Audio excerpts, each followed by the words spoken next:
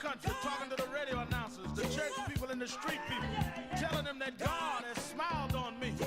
God has smiled on you if you got breath in your body, if he woke you up this morning and started you on your way. But I want to tell you some stories of people that God smiled on. We know the story of Dr. Martin Luther King, how he started way back in Montgomery, Alabama in 1955, trying just to get dignity, trying to get respect. And he went all the way to the mountaintop. But he didn't forget about the brothers in the valley. He didn't forget about those trapped in the alley. And I hear Brother Martin King say, God has smiled on me. He's been good to me. Let me tell you, God has smiled on me. It's been so good to me. Then I see as Dr. King went on, another man stepping to the forefront by the name of John F. Kennedy, who rose up and said, let's not stand back. Let's not wait for a handout. Let's wait for a way out. He said, ask not what your country can do for you, but what you can do for your country. He said, don't us gravel and don't us moan, because God done smile on us. Let me say it. God has smiled on me. He has set me free. Let me say it. God has smiled on me. One more time. I want to say it real slow. I'll say God has smiled on me. He has set me free. Pick it up. God has smiled on me. He's been good. Then I went on by backstage at the Apollo Theater and I saw a man come out. They call him the King of Soul, James Brown. And James Brown said, Reverend, don't you worry. I started out as a shoe shine boy. I started out as a convict. I started out uneducated. But I learned to sing my song. And I sung it all over the world. I told him it was a man's world. I told him about the big payback. I told him Papa got a brand new bag. And all over the world, they can hear my voice. But Reverend, don't you frown. Don't you bow your head. Tell him what you told me, Brother Brown. I said, God has smiled on me. He has set me free. Yeah. I want to scream, y'all. I want to scream, y'all. God has smiled on me. He has set me free.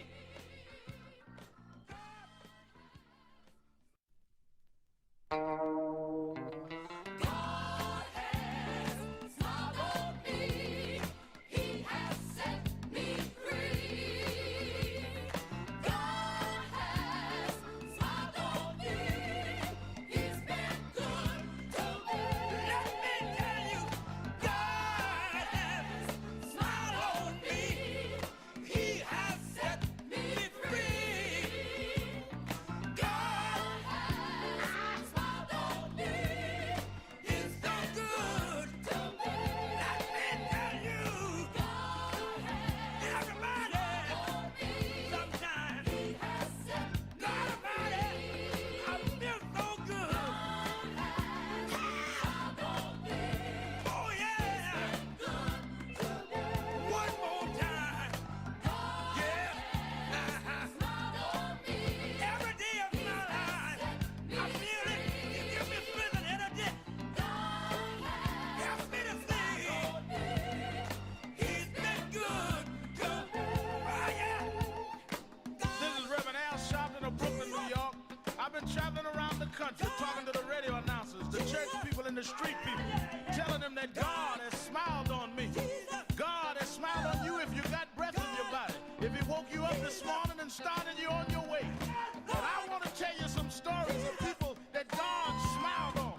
We know the story of Dr. Martin Luther King, how he started way back in Montgomery, Alabama in 1955, trying just to get dignity, trying to get respect. And he went all the way to the mountaintop. But he didn't forget about the brothers in the valley. He didn't forget about those trapped in the alley. And I hear Brother Martin King say, God has smiled on me. He's been good to me. Let me tell you,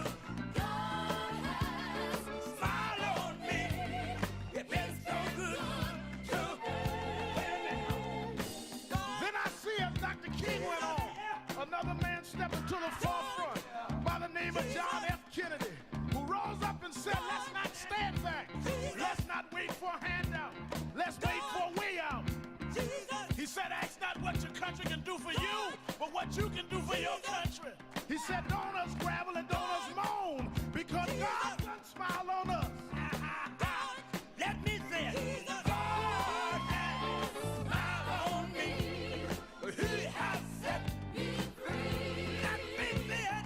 God has smiled on me. One more time. I want to say it real slow. I'll take So who is Al Sharpton anyway? Who is this 33-year-old preacher without a church? A number of black New Yorkers as well.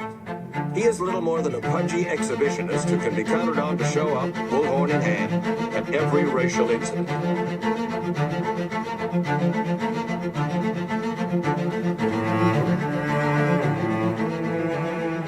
I often quote Mark Twain saying, the two most important moments in life is the moment you are born and the moment you find out why you were born. I had a very troubling conversation the other day that prompted me to do this little video. Young man that I've known a while came to me and he was crushed. I mean, really crushed, because people were criticizing his work. He's in the ministry, but he's also an actor. And he said he couldn't understand why people were jumping all over, criticizing him, trying to find scandalous and derogatory things about him. And I told him, I said, you know, you very young. You don't know the road I've traveled. They call me everything but a child of God. A blabbermouth, a loudmouth, too flamboyant, an agitator, a racist, I had to learn. Yeah, right. I was not defined by how others saw me. I was defined by how I saw myself and whether I was being true to myself. Some of you watching this don't like me. And it doesn't matter as long as I know what I'm doing and I like me for being real. So I'm doing this video to say to you, whoever you are and whatever you do, you may not be in ministry or social justice, none of this stuff, but don't live your life worried about opposition or people that don't like you. You can turn that around. Use me as an example. The same people that called me a scam artist, a con artist, a sellout, or racial hustler and all, I kept going. And the people I respected started respecting and publicly embracing my work. When Coretta Scott King, the widow of Dr. Martin Luther King Jr., had this to say about Al Sharpton. Do you know what time it is? Yes, Al Sharpton's time. And for the next 3 hours, it's time to put aside all pretenses, deception, denial, or fronting. The time has come to keep it real on Keeping It Real with Reverend Al Sharpton. A very good afternoon to you all across the country. And good morning to our West Coast listeners. Welcome to those listening on Sirius XM, Channel 126, the Urban View, where talk empowers and becomes action. Well, a lot to talk about on this. This is Exhale Friday. On Exhale Friday, whatever is on your mind, whatever's in your heart, we have you talk about it. Top of the news is that the United States is reporting that they only added 22,000 jobs last month. U.S. hiring slowed down, and the unemployment rate went up 43% in August. Now, weakening of the job of the job economy, the growth economy, stagnation in the economics. Black unemployment went up to 7.5%, meaning we almost double. We are more than double the white unemployment. White unemployment is at 3.8%. We are 7.5%. So you do the math, it's about double. So all of these people that said that Trump was going to be good for the economy, he said the numbers was rigged and he fired the people doing the numbers. Well, what's he going to say about these people? Only 22,000 jobs and unemployment went up. I thought the migrants were taking our jobs. I thought the immigrants were taking our jobs. Well, why is unemployment going up when he's put a lot of the migrants out of the country? I'm sure some of the MAGA folks listen to this show will call me and explain that to me. Let me repeat it again. Black unemployment went up to 7.5%. It was general unemployment went up to 4.3%. White unemployment is 3.87. They had predicted they were going to get 75,000 new jobs, and unemployment would be stable. They did not get it. And the data is the data is the data. He fired, I think it was the Bureau of Labor Chief Erica McCarthy, fired her, nominated a loyalist, E.J. Antoni, and experts say the monthly jobs report remains reliable for now due to strict safeguards. So they got their safeguards on it. And this is what they get. He is failing. This on top of the tariffs that's going to kick in inflation for us. This on top of ending DEI, where companies don't have to look like they are following some diversity plan. All of this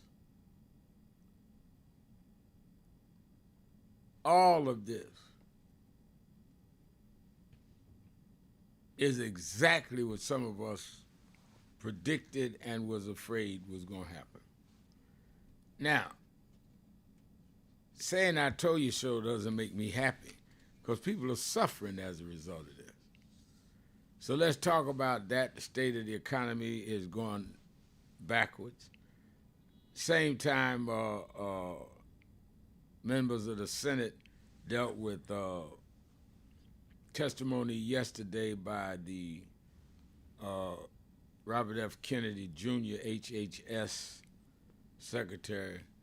I mean, he literally is advocating against vaccines, against other health things, all kind of conspiracy theories. And Senators Elizabeth Warren, Senator Raphael Warnock, a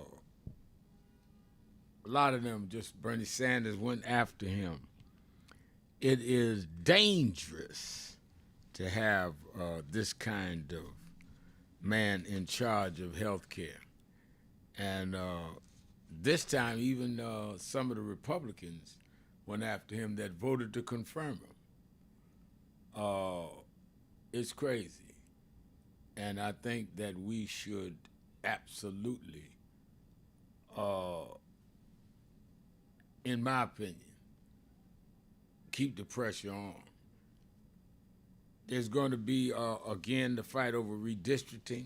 I've been talking to people in California. I've been talking to people New York State. I've been talking to people elsewhere. This fight about redistricting is really a fight around the Voting Rights Act, because what they're trying to say is that Section 2 of the Voting Rights Act is racist because it says you must have race in mind as you draw lines, since we were historically discriminated against. We didn't have voter protection for blacks to vote till 65. They're saying, no, that's racist, take it out. And they fight all the way to the Supreme Court, they may take it out, which in effect then cancels the impact at all of the Voting Rights Act. They already took some teeth out, but now they would just take it all out. And we need to talk about that. Then, of course, there's a lot of chatter in New York about Mayor Eric Adams being, according to people in the White House, being offered a job to jump out of the mayor's race. He did not run Democratic primary, he's running independent. Zoran Mandani won Democratic nomination. Cuomo's running as independent. They feel that if they can get Eric Adams not to run as independent, they're saying that Cuomo has a better shot at stopping Mandani, who they think is too far to the left. Mandani's been to National Action Network 2 or 3 times, picking up a lot of support, not only where we are, but around Black New York. Andrew Cuomo had breakfast with me this morning. We'd already scheduled it. First thing I asked is, why didn't you show up at the march? And he's saying, well, he had to be in Co-op City and this, that, and the other, but that, Al, you know us 35. Yeah, I said, yeah, I do. And I wanted to see a one-on-one race. I wanted Cuomo to drop out and Eric to run against Mandani, and then we let us choose. But it seems like it may be the other way around. It's a lot of motion. 2 months from today is the election. So we have a lot to exhale about, and then a lot is going on in your town, in your space, and in your head, in your mind. And I want you to get it off your chest. That's why I call it Exhale Friday. Whatever's in your mind, whatever's on your heart, 1-877-532-5797, 1-877-532-5797, and let you exhale. And I think that, it is, I see Ronald Long, No Justice, No Peace, Joanne Hopkins. This is on our message board at nationalactionnetwork.net. Go to live stream, our message board. Joanne Hopkins, good afternoon. Reverend Sharpton, good afternoon to you, Joanne. And Kim Washington. And I'm looking at our message board, a lot of people, and lining up our Exhale Friday calls at 1-877-532-5797, 1-877-532-5797. Let's get ready to take our break and start lining up the calls. It's Exhale Friday. Sharpton, keeping it real. Be right back.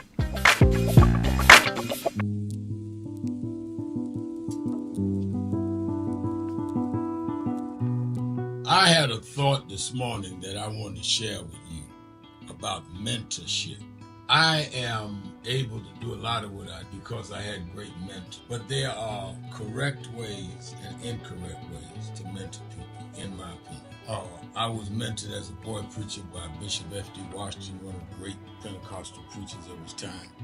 Then Reverend William Jones, who became my pastor after Bishop Washington died, who was unquestionably in the top 5 black church ministers, theologians.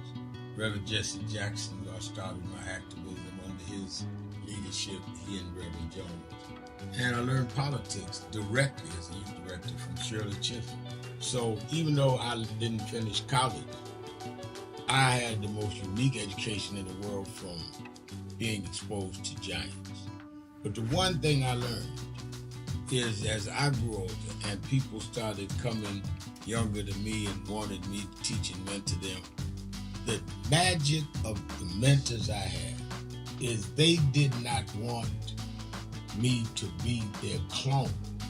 They wanted me to learn things from them and use my own gifts and talents in my own unique way and let me do things on my own, because they knew that if I flopped in some things, it would teach me for the other things. They'll come and help me once I was down, but they were not going to have me avoid being down. And they were not going to impose themselves on me. Why am I saying that? Because too many mentors want clones, and too many mentees want their mentors to put them on a pedestal. Oh, so-and-so didn't do this for me. Oh, so-and-so didn't open doors for me. If they got to open doors for you, it may mean that they knew you weren't ready to go through those doors. Their job is to prepare you. Your job is to develop your own skills, your own unique ways. And I don't care if it's my daughters, who both have come into their own, or anyone else. I'm not a talent agent. I did not form National Action Network to give people their step up. I formed it to fight for justice for everybody. If talented people get in, it's my job to invest and give them a platform. It's their job to get on the platform and perform and show their ability. Sitting with me today in the office as I talk about it is one of my mentees, Reverend Stephen Marshall. Now, Stephen, you just came around us when you were how old? 11 years old. 11 years old. You just turned 40 and now you're called to the ministry? Yes, sir.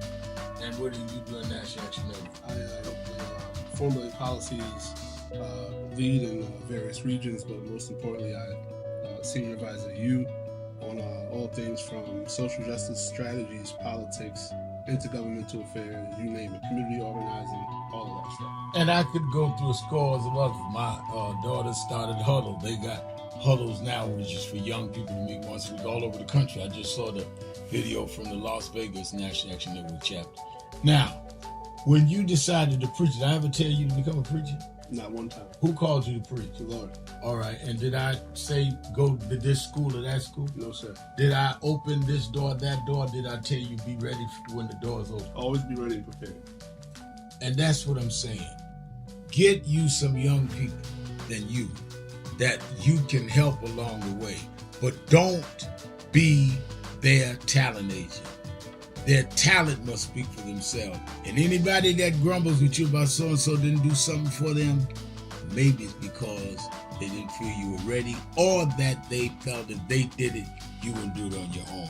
But we all don't live forever. I want the next generation to speak of me, of National Action Network, and others, the way I speak of Reverend Jones and Bishop Washington and Shirley Chisholm and Reverend Jackson.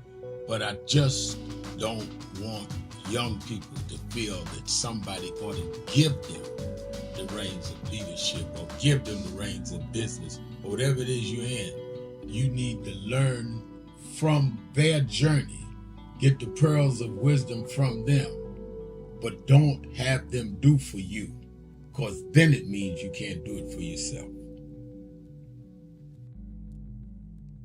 Come on.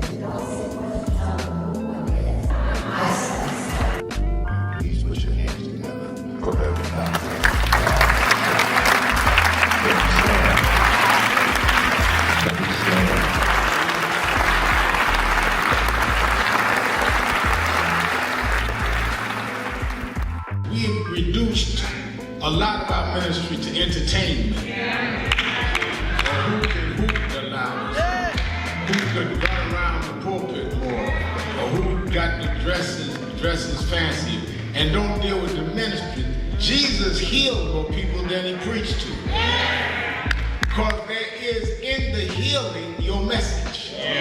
They followed Jesus because he healed a woman with the issue of blood. They followed Jesus because because Jesus saw a blind man named Bartimaeus. A lot of us would have dismissed him because he was a broke, poor, homeless, a blind man. How you know he was broke, Reverend? Because they say he was begging. But he understood what he was doing because he heard that Jesus was passing by. And when Jesus got close enough, he said, Jesus, son of David, come see about me. They kept telling Jesus, let's go, we got a schedule, we got people to see. He said it again, Jesus, son of David, come see about me. And when he did it the third time, Jesus stopped and went and healed the blind man.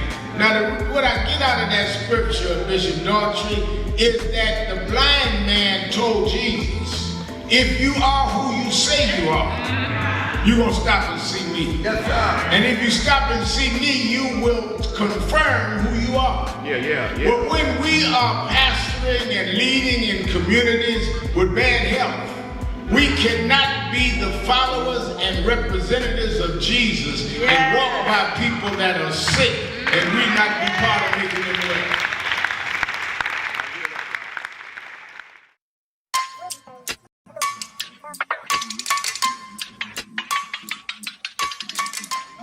Hey, what's up? They got, they're doing, thank you. They're doing, what's on your mind? Yeah. All right, then, we got a birthday this week. I gotta talk about that. Oh, no. Happy birthday this weekend. And Carrie White's birthday, right? Corey's birthday's today. Yeah, and I gotta tell Reverend Birthday ready Daniel 5th chapter I want him to read. And I'm ready. Got a message from today, so we'll be on the air in what? Half hour. About a half hour. You should tune in to the WBLS 107.5 FM and National Impact and www.nationalnetwork.net. All right, I'm ready. Make sure you operate on time or I'll tell them how old you are.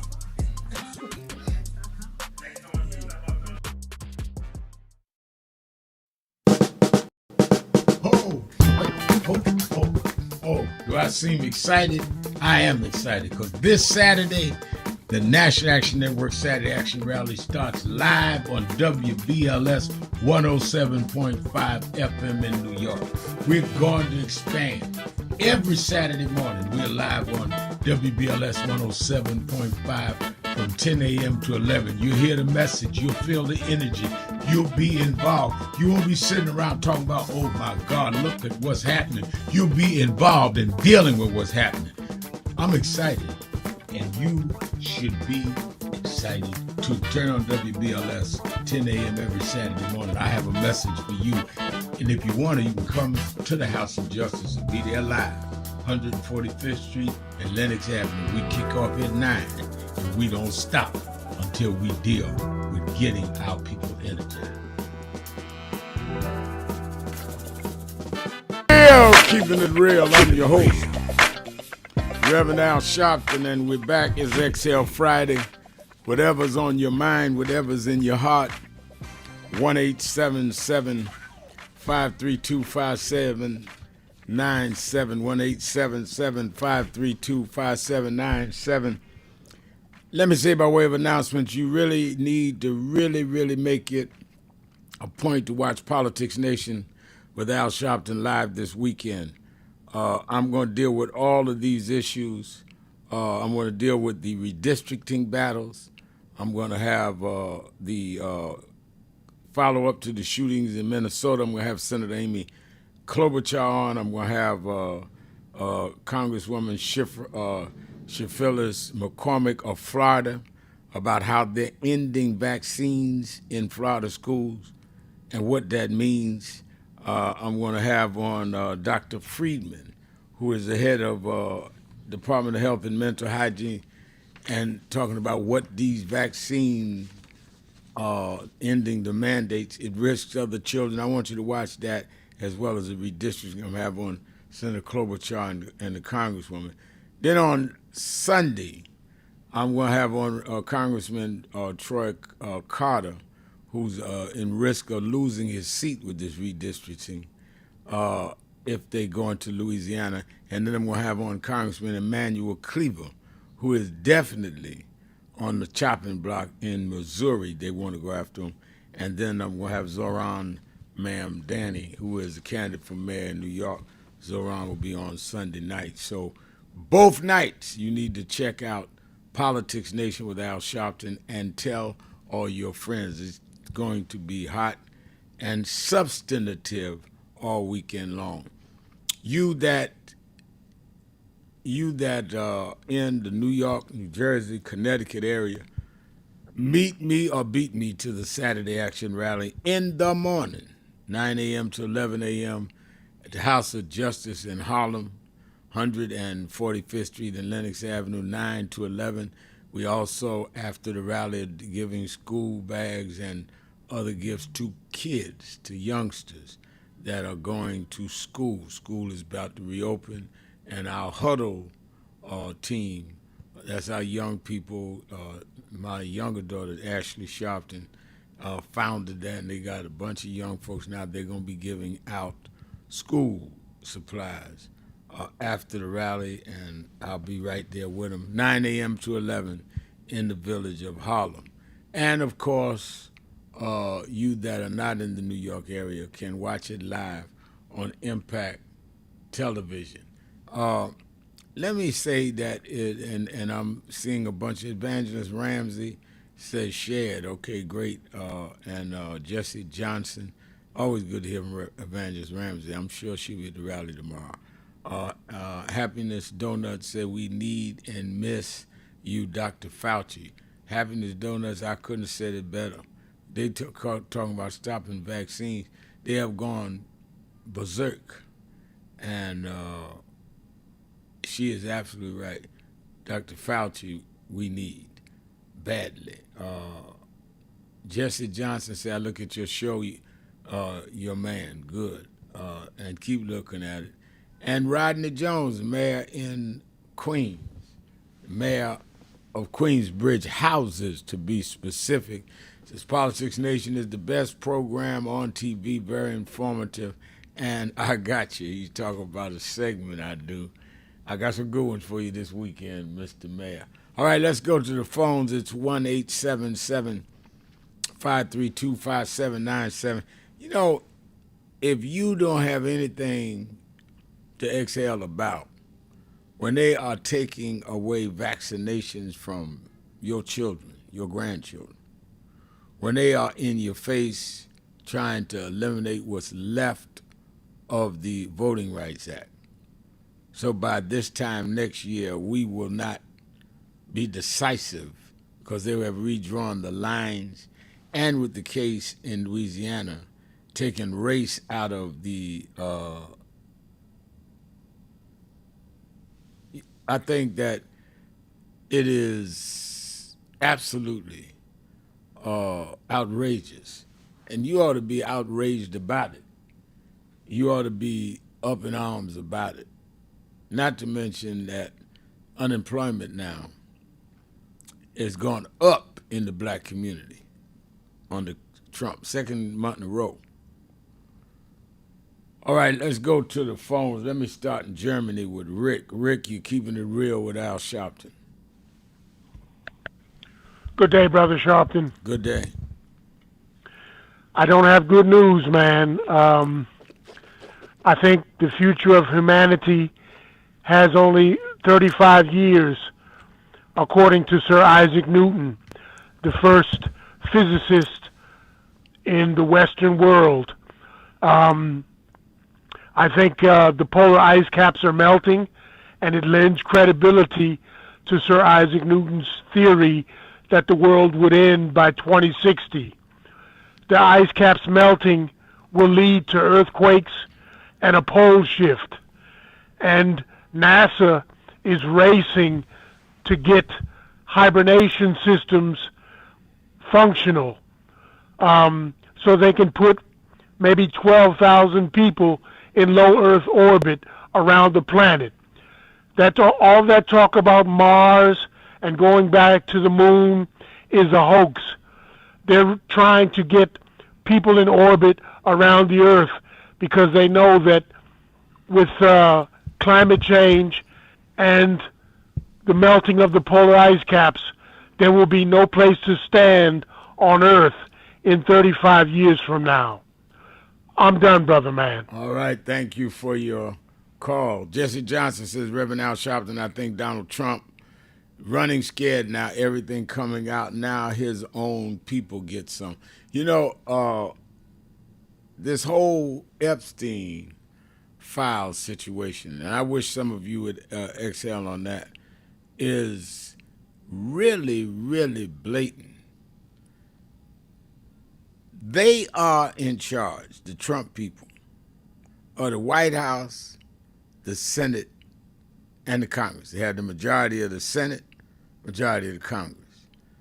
And they have the president in the White House, which means they control the Department of Justice.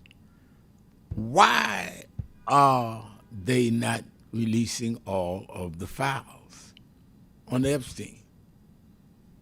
Just put them out.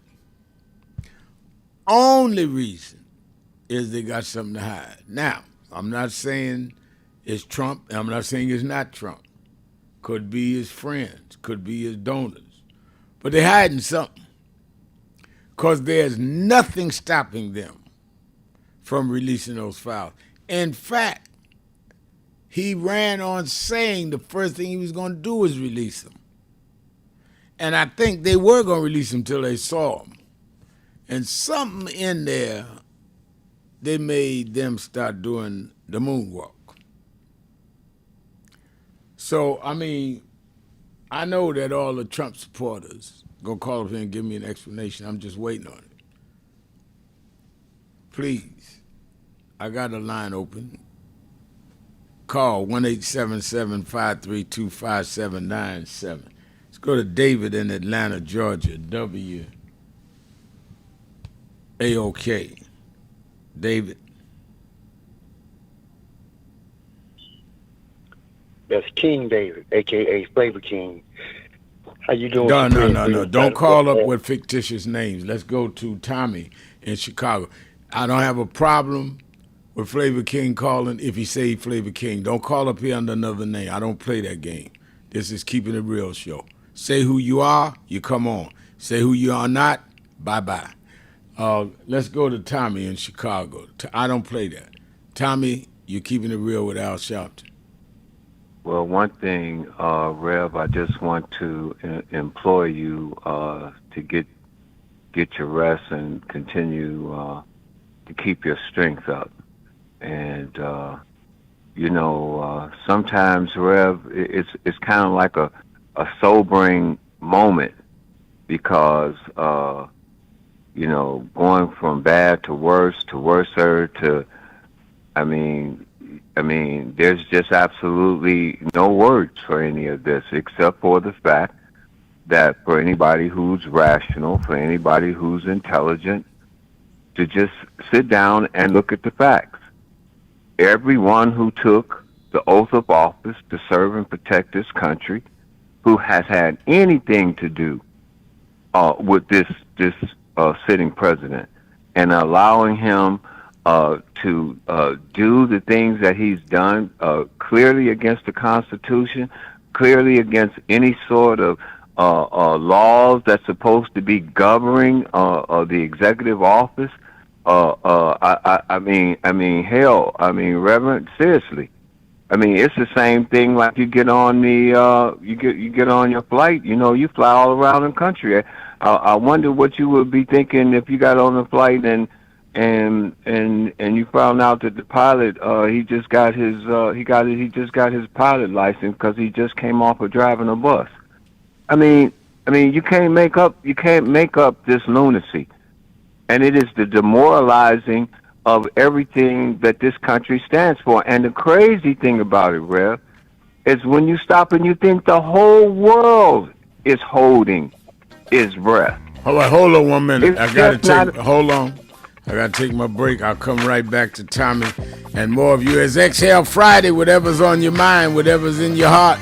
1-877-532-5797. Be right back. Who is this 33-year-old preacher without a church? A number of black New Yorkers as well. He is little more than a pudgy exhibitionist who can be counted on to show up, bullhorn in hand, at every racial incident.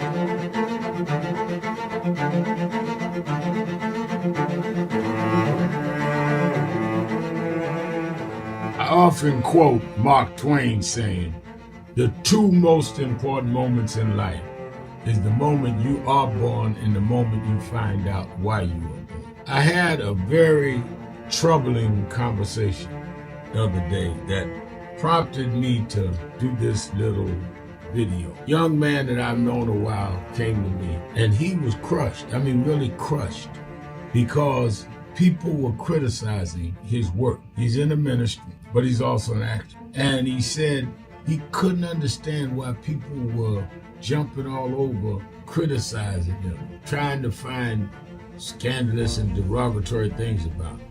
And I told him, I said, you know, you very young. You don't know the road I've traveled. They call me everything but a child of God. A blabbermouth, a loudmouth, too flamboyant, an agitator, a racist, I a race had to baiter. learn. Yeah, right. I was not defined by how others saw me. I was defined by how I saw myself and whether I was being true to myself.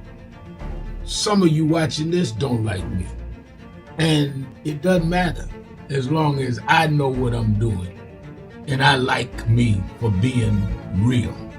So I'm doing this video to say to you, whoever you are and whatever you do, you may not be in ministry or social justice, none of this stuff, but don't live your life worried about opposition or people that don't like you. You can turn that around. Use me as an example. The same people that call me a scam artist, a con artist, a sellout, or racial hustling, I kept going.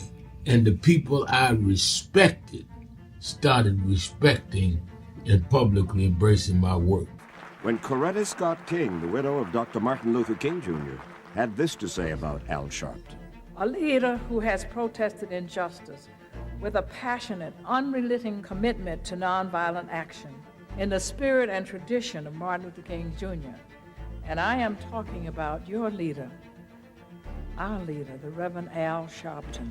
The other thing that hasn't changed is the National Action Network's commitment to fight injustice and inequality here in New York City and across America. And that's not only a testament to Reverend Sharpton, it's a testament to all of you who are here tonight. First and foremost, to Reverend Sharpton. I saw him when he first came on the scene, and I have marveled at his tenacity, at the development of his intellect, and his devotion to our movement, and much he has contributed to the world we are experiencing. I am honored, and I must say that when I had my debate with Dr. King on the issue of the church and religion, he didn't warn me that after his departure, his space would be filled by another preacher, and that preacher would be Al Sharpton. All you want in life is people that matter to you to say you did all right. And more important, that you can look in the mirror and say you did all right. Thank you, Rev. Thanks for that introduction. Look, we've known each other for a long time. I'm grateful not only for your leadership and partnership, but quite frankly, more importantly, for your friendship. And thanks to all of you, members of our nation's most important civil rights organization. You have been, over all of your years, such an extraordinary leader. You are a voice of truth, a voice of conscience, a voice of practicality around what we must address and what we can do. And I thank you so much for your friendship. I remember that most of the youth around Al's age, he was about 12, wanted to be like Connie Hawkins, a great basketball player, legend, or Earl the Pearl, or Clyde Frazier. Al wanted to be like Adam Powell, a powerful preacher with a social justice gospel. He was very close to, at that time, to Reverend William Augustus Jones, powerful preacher and social justice advocate, and Reverend Gardner Taylor State right down the street, and Bishop Washington, whose church he came from, and Reverend Sandy Ray. He wanted to be like these giant preachers. He wanted them to have the edge, however, of the King's social justice dimension. He wanted to be like them. Now he's one of them. Perhaps taller than most of them because of the risks he has taken and the reward God has given him with his gift. I remember so well that I first escorted him to jail. He was around 13 years old with the jail fighting the ANP. He was in the lineage of our struggle. He grew up in it. We didn't just see him on TV one night. He didn't happen. He came bottom up, not top down.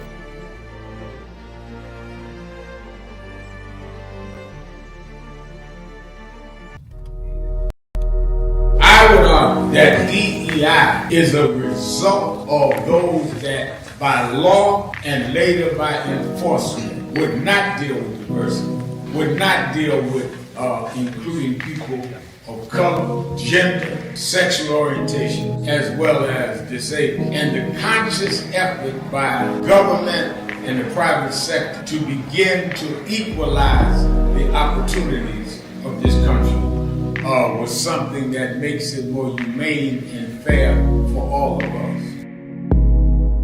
To DEI diversify. It's not based on the lack of merit. We could not show our merit because we were extremely pompous conservatives that talk about we want a society based on merit. Well then, if it's based on merit, then why did you discriminate based on race and gender? Until they cut off much of the population and then had merit between white males. That was what they meant, not merit. Let's have real merit, but let's also make up the ground that those of us with merit was not able to compete.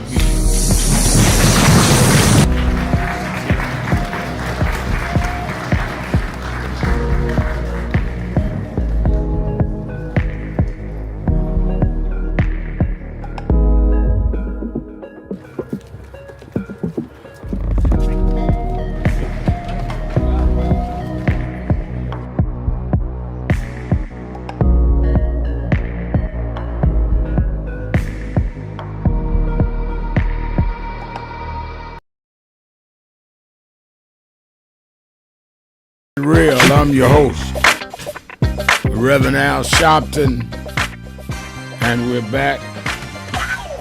It's XL Friday, 1-877-532-5797, or you can go on our message board on www.nationalactionnetwork.net, hit live stream, and you can write on the message board as Happiness Donuts saying, Trump supporters, please call in. I want them to call in.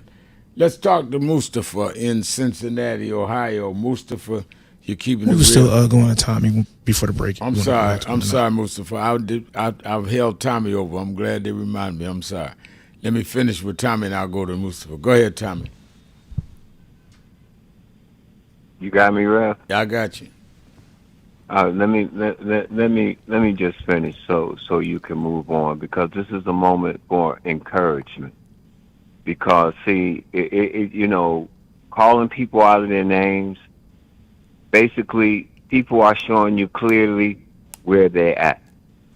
It's one thing to win an election and be happy for your side. It's another thing to be happy for absolute lawlessness. So this is a moment and a time, especially for a black person and for any other kind of person who call themselves living in this country. I think the gentleman said something about people orbiting around in outer space or cryogenically freezing and stuff. Well, you don't have to worry about any of that, my friend, because all over this world, and especially in the United States of America, they must be in orbit to have voted for lawlessness. But to those of us who recognize and understand one thing, We may be a collection of all type of ethnicities. We may believe in a whole bunch of different things. We are very dysfunctional, but we are human beings. And sooner or later, they're going to keep poking, and we're going to tear down the strongholds, and you're going to do what we should have done a whole long time ago. Because this is no longer rocket science. This is real. This is absolutely happening. Your opinions, your emotion are not going to solve the case. We need individuals like Reverend Sharpton, who is actually sitting at the table. I wish y'all would stop talking about that we don't even sit at the table. Are you crazy? We have been sitting at the table. I hear the apathy in his voice. He doesn't need me to speak for him or anyone else. But for the love of God, I can only imagine people like Reverend Al and all of the other people, especially the elders who sleep in their graves, who are listening to this insane. And if you heard what these people in Chicago are saying, which I'm clear that it has to be going on all over the country. So if this is happening all over the country, ladies and gentlemen, do you not understand if you, your mama, your father, your kids, your heritage, for anything you believe in, for everything you've worked in, how you can sit up and believe and think that they can lay off another bunch of other people on the other side of town, can lose their jobs, their whole way of thinking, and being made the cold and the disease of this country when you came and got us? Man, that's when I say it's time to get off the bus, and thank you, Reverend Al. And you know what? The thing that caused me to be who I am is because I had the audacity to call your show and believe that I was telling you to go sit down. And when you asked me what was I sitting on, and I found a real chair, I became the man I am today for you. And not for you, but because of you. Because of the only black man in the United States history that went to another country and brought these people back from being POWs back to America. Black man in the city of Chicago, where you sitting up running around here talking about, oh, I want to be like Mike. Well, Mike was a great entertainer and athlete, but he sure as hell at this point in time right now has to be wondering what is it he stands on or any other black person stands on that you still don't understand. Unity is the 7 principles of Kwanzaa, and it simply asks you at such a time as this, do you not understand? Just be still. Thank you, Rev, and I'm sorry for taking up the Thank you for your call. Let me go to our message board. Trisha's saying, I have been trying to figure out what will ignite voters. Frederick McLeod, if they are not tapped in at this point, I don't know how to reach them. We just got to keep trying. I'm as frustrated as you are. Janice Ridgway says, we are done with those lumping us with immigrants, and thank you, Trump, for letting the Congressional Black Caucus know the FBAs are citizens and those they are fighting for or not. I don't know if the FBAs are fighting for non-citizens, but you got to write your opinion. But thanking Trump. Trump ain't treating black citizens right. He's taking our voting rights. Unemployment just went up, so it don't matter whether we citizens or not to Trump. Let's go to Mustafa in Cincinnati. Mustafa, you're keeping it real with Al Sharpton. Hey, good afternoon, Reverend Al. Good afternoon. I just want to add, I had saw the victims of Jeffrey Epstein's crime. And I strongly feel that the victims should come forward. They came forward, name names, name them people. If the government will release it, they should release it. They got power. Yeah, they said that they are. They said that they are going to release names if the government won't release them. They should. They should come forward with that because, in my opinion, when you release those names, these guys are already nervous. This is like a boxing match. You didn't hit them with a 1, 2, 3. Now it's time for the referee to call a technical knockout. So they need to come forward with that. No longer to be scared. scared is over. If they want to sue you, hey, you got attorneys, take it to the bridge. You know, it's put up or shut up. This is why Trump's saying it's a hoax. The moment he said it was a hoax, somebody should have dropped the name. You feel me? Because a bully back down when you stand up. That's true. So I just wanted to put that out there, my man. All right. And hey, it was a good rally. I made it out there. I wasn't able to get on the bus, but I rode my bike out there. Oh, wow. Wonderful. I came out there on a motorcycle. I wasn't able to catch you. I'm gonna come to a Saturday rally, and but I was out there like a good 30 hours. I had to get back here to Cincinnati, man. But it was beautiful, and I had to be in that number because we in that number. I love it. Feel me? I love it. Well, thank you for being with us. Thank you for thank you for being with us and doing all that on your bike. You're a real trooper. Thank you for that. Let's go to Mama D in Chicago. Mama D. Yah God rising, and he has not given me the spirit of fear or of hating on. Facts can change feelings. Feelings cannot change facts. It is written in that Black History Bible book whose hero is a woolly-haired man with bronze-colored feet to match his bronze-colored face. If you say you love God, who you have not seen, and you hate others that you see every day, you are a liar, and the truth is not in you, and God hates a liar. He says a liar is worse than a murderer.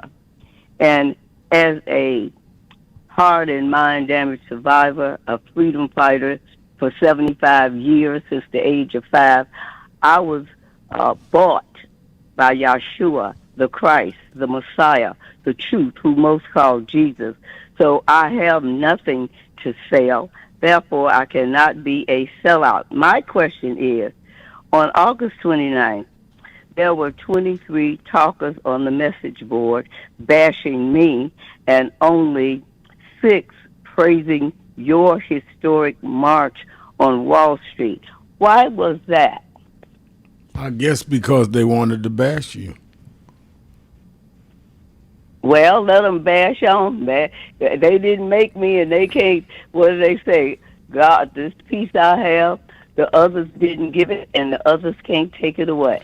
Well, I don't know that from what I heard and read, Mother D, they was trying to take away your peace. I think that they were concerned with your position because several of them, many of whom are regular callers, say that you supported Donald Trump and that you ought to be held accountable for that. So I don't think they were trying to disturb your peace. I think you disturbed theirs by supporting a racist and a bigot.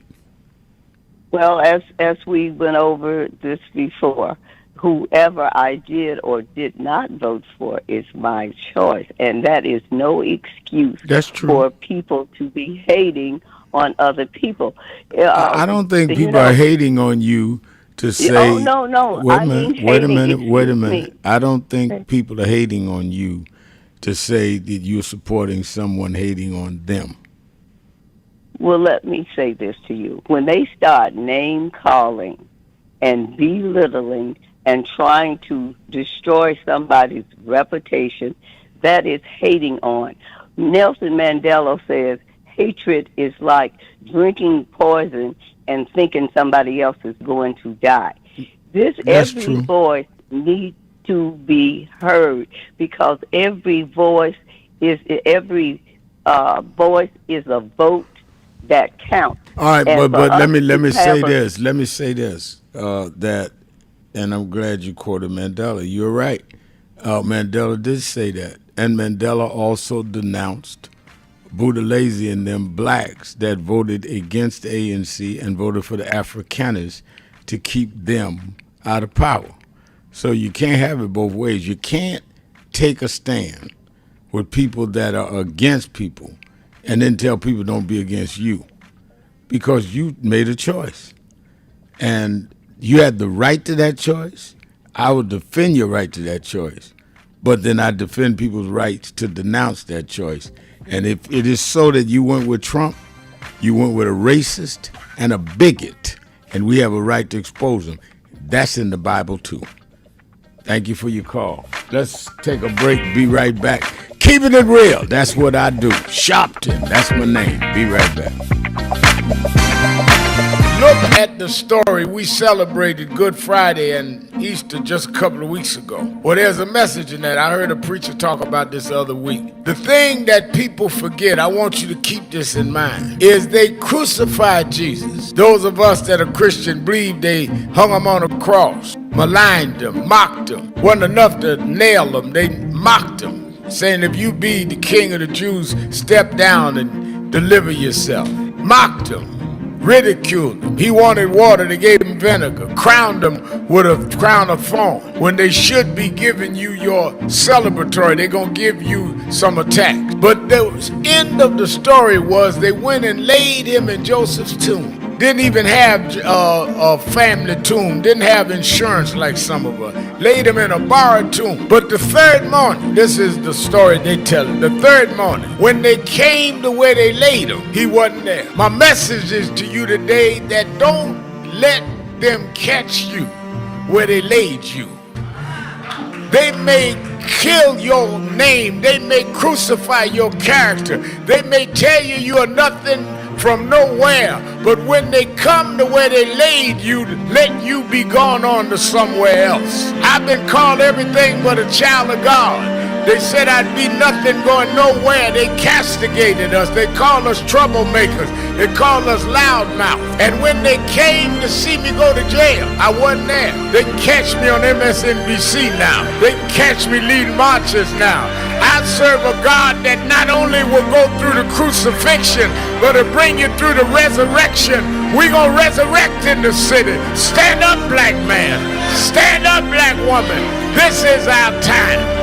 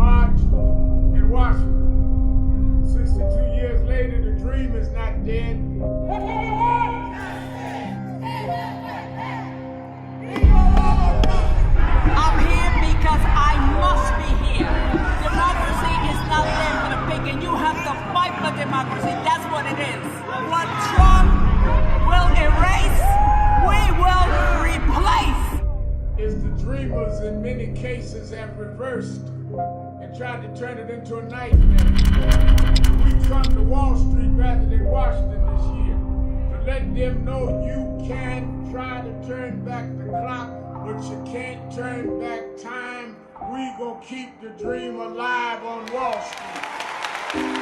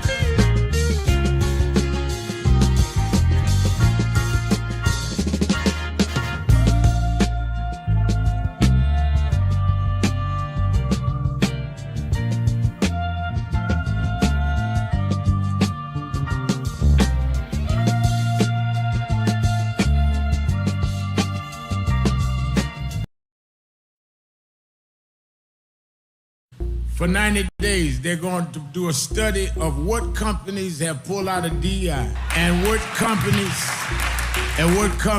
have a small margin of profit. And we in 90 days are going to announce the 2 companies that we're going after. And we're going to ask everybody in this country, black, white, brown, gay, straight, woman, trans, don't buy where you are not respected.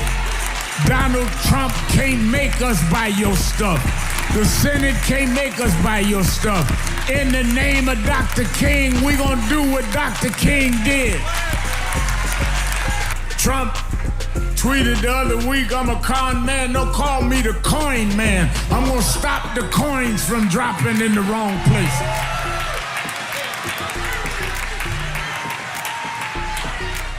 No justice, no justice, no justice. What do we want? What do we want? We are the sons and the daughters. We gotta stand up and make it loud. Just like our God told the Pharaoh, let my people go, go. We are a new generation from the ones who have come before. He's calling us into freedom. Let my people go, go.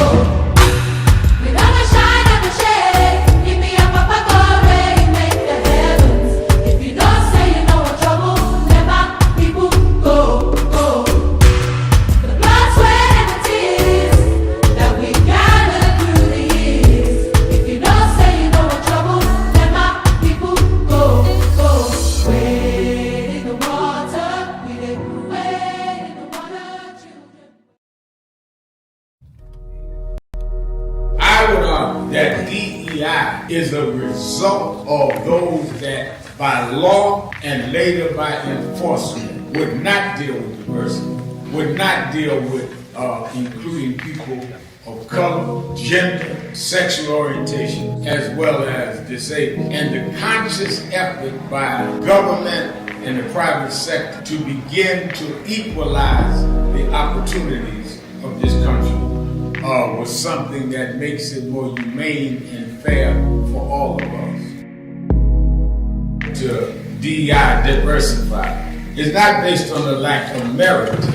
We could not show our merit because we were extremely accomplished conservatives that talk about we want a society based on merit. Well then, if it's based on merit, then why did you discriminate based on race and gender? Until they cut off a bunch of the population and then had merit between white males. That was what they meant, not merit. Let's have real merit, but let's also make up the ground that those of us with merit was not able to compete.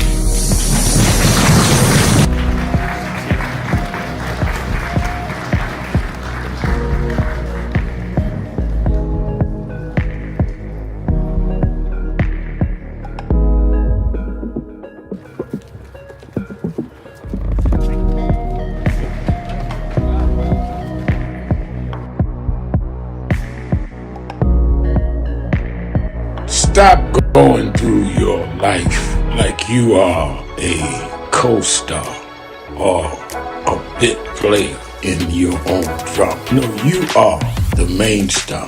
You're the central figure in your life. What you decide is what is the major thrust of your life. And others, they contribute, impact, affect, but it's your life that you're central in. So stop trying to lay the weight of what you do or don't do on others.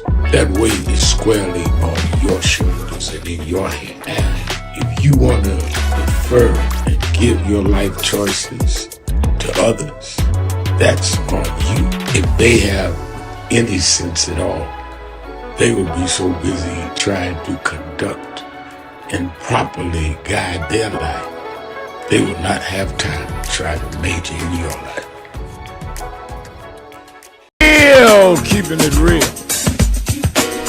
I am your host, Reverend Al Sharpton. It's Exhale Friday. Whatever's on your mind, whatever's in your heart.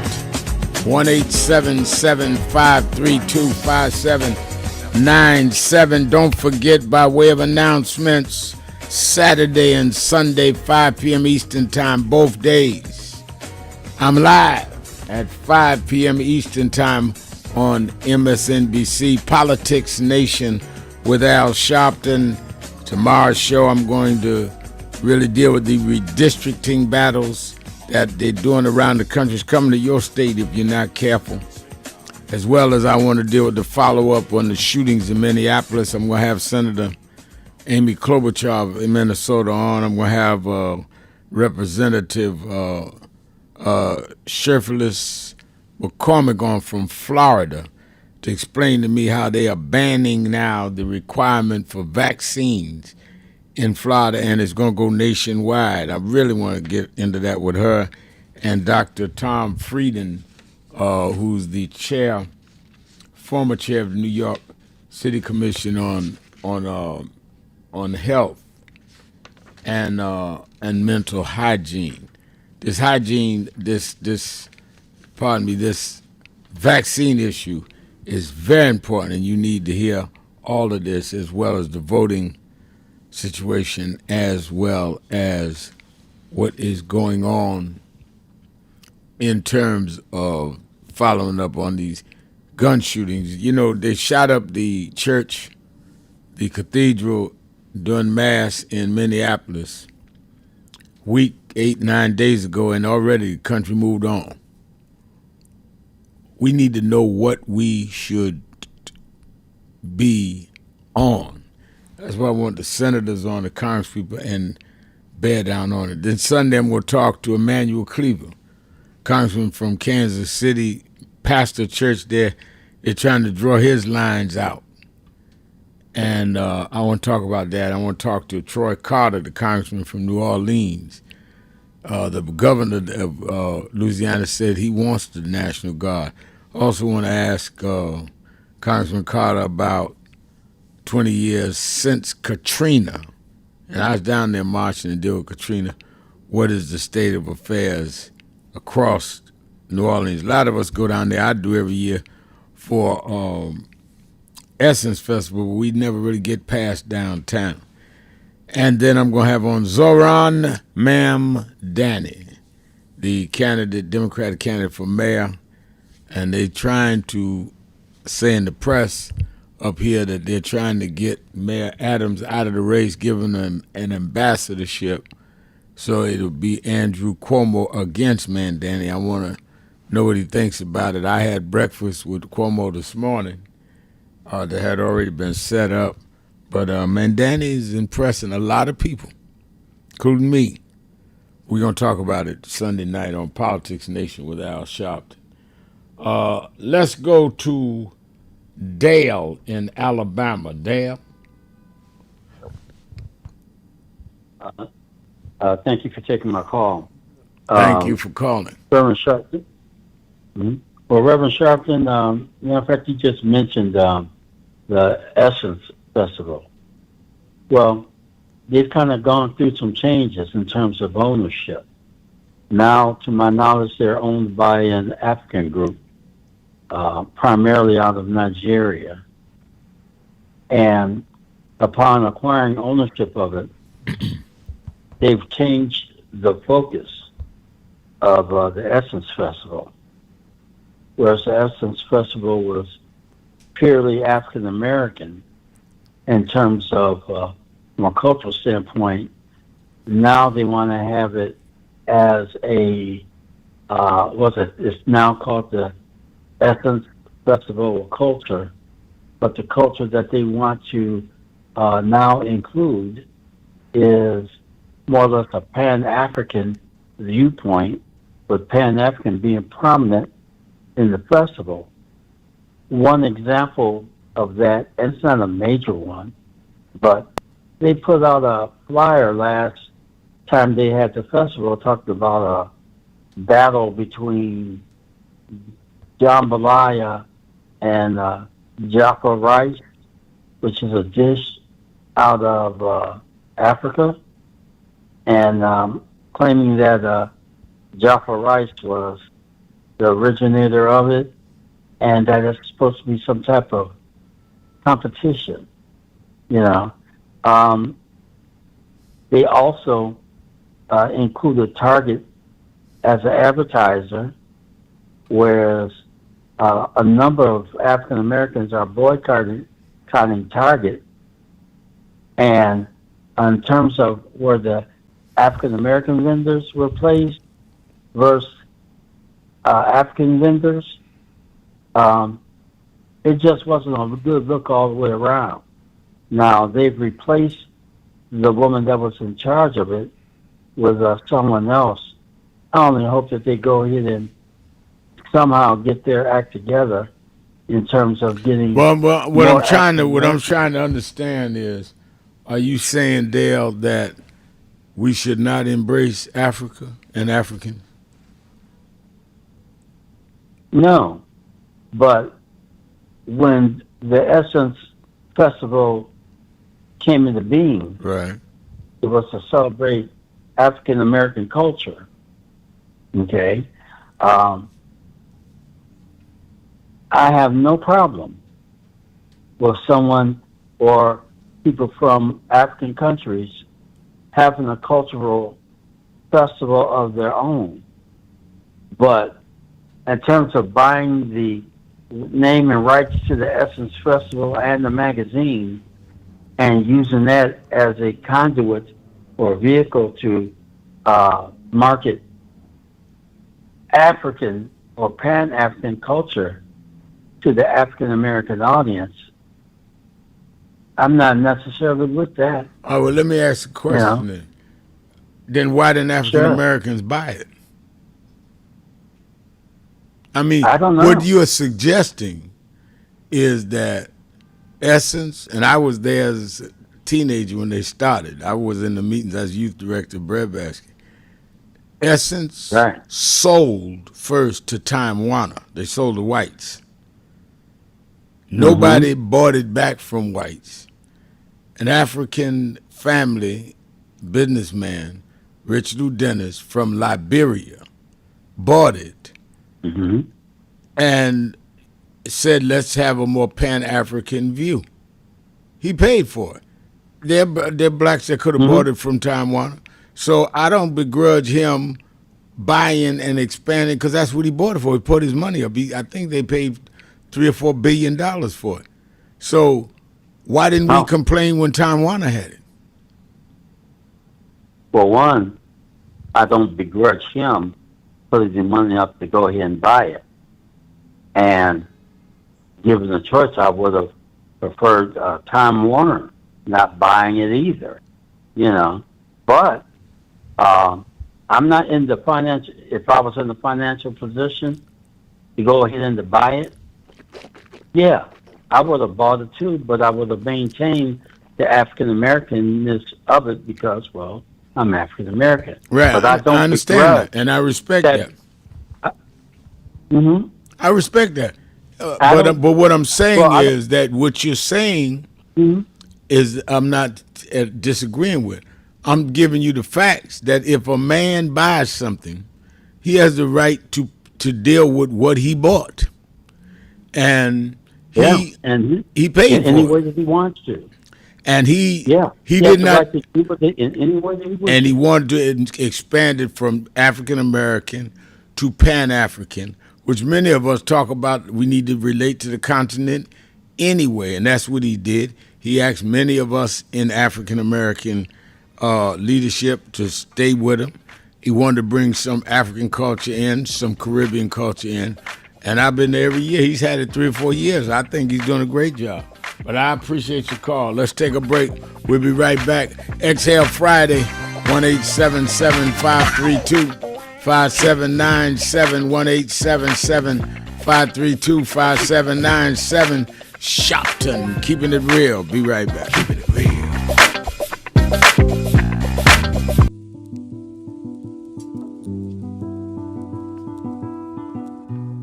I had a thought this morning that I wanted to share with you, a about mentorship. I am able to do a lot of what I do because I had great mentors. But there are correct ways and incorrect ways to mentor people, in my opinion. I was mentored as a boy preacher by Bishop F.D. Washington, one of the great Pentecostal preachers of his time. Then Reverend William Jones, who became my pastor after Bishop Washington died, who was unquestionably in the top 5 black church ministers, theologians. Reverend Jesse Jackson, who I started my activism under his leadership, he and Reverend Jones. And I learned politics directly as a youth director from Shirley Chisholm. So even though I didn't finish college, I had the most unique education in the world from being exposed to giants. But the one thing I learned is as I grew older and people started coming younger than me and wanted me to teach and mentor them, the magic of the mentors I had is they did not want me to be their clone.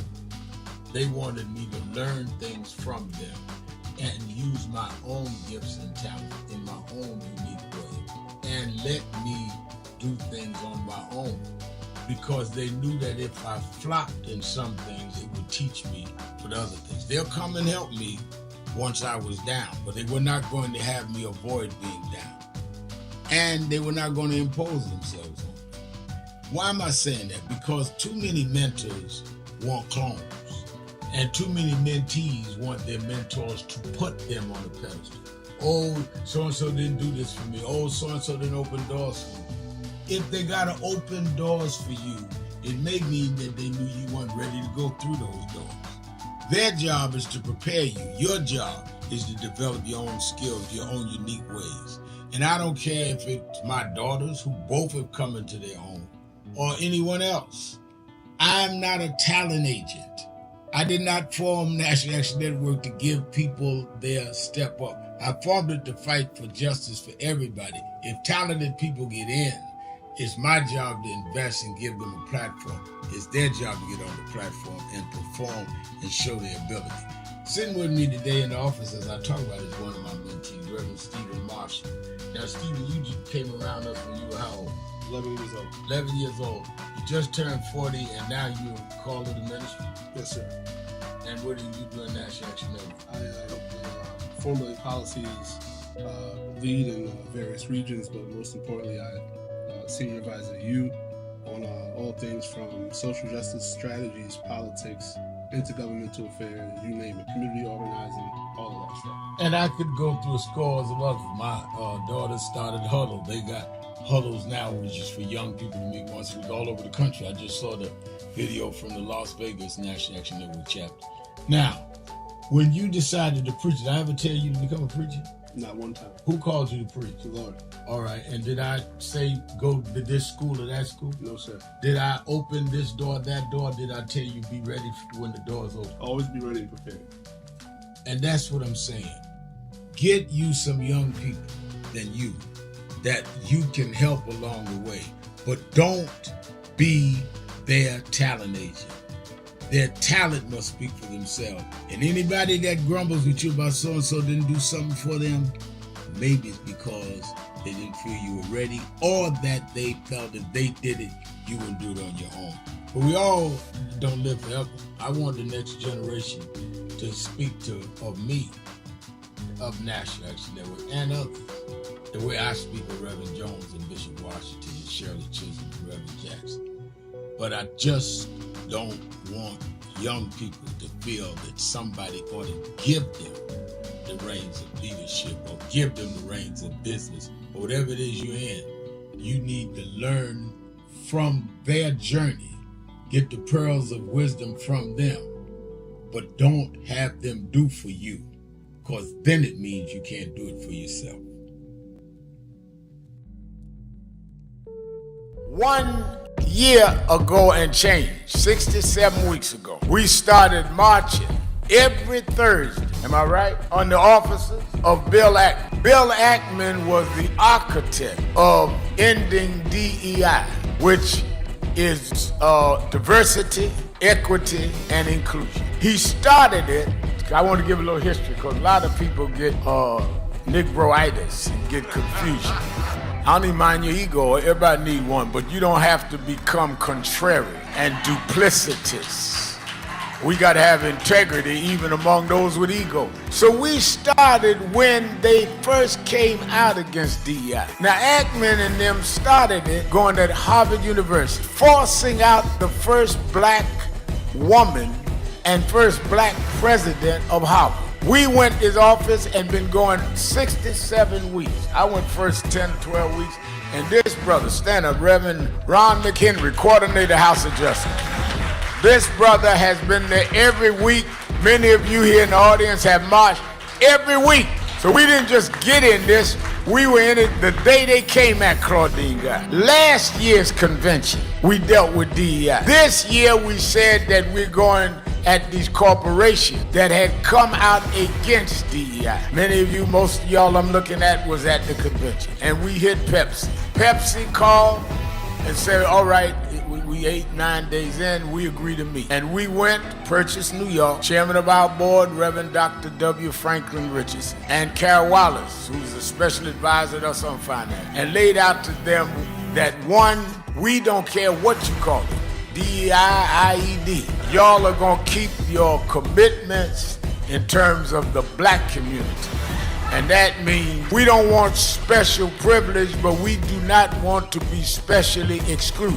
This is not about we don't want merit. We feel if our people are at the table, we can beat anybody on merit in many cases. So we want from employment to your board, to how you deal with marketing, to who does your financial investment. We want to go across the board with that. Otherwise, if you don't want to deal with the question of diversity in how you do your business, then don't deal with diversity in your consumer base, because you don't believe in diversity. So we just will try to remove all the dollars we can from buying your stuff. In fact, I told the chairman, met with the chairman of the board, met with the CEO. I said, in fact, I learned that not from growing up civil rights, I learned that from Donald Trump. I said, what do you mean? I said, Donald Trump says he's gonna redo tariffs, that if he doesn't get what he wants for the country, they were gonna raise the tariffs. I'm doing the black tariff reverse. If we don't get what we want, I mean, y'all can't be for Trump and tariff and not be for us in the African American community with a tariff. I want to ask you a question, and that is, what is in your life's blueprint? This is the most important and crucial period of your lives, for what you do now and what you decide now at this age may well determine which way your life shall go. And whenever a building is constructed, you usually have an architect who draws a blueprint. And that blueprint serves as the pattern, as the guide, as the model for those who are to build the building. And a building is not well erected without a good, sound, and solid blueprint. Now each of you is in the process of building the structure of your lives. Keeping it real. And the question is, I am your host, Reverend Al Sharpton, 1-877-532-5797.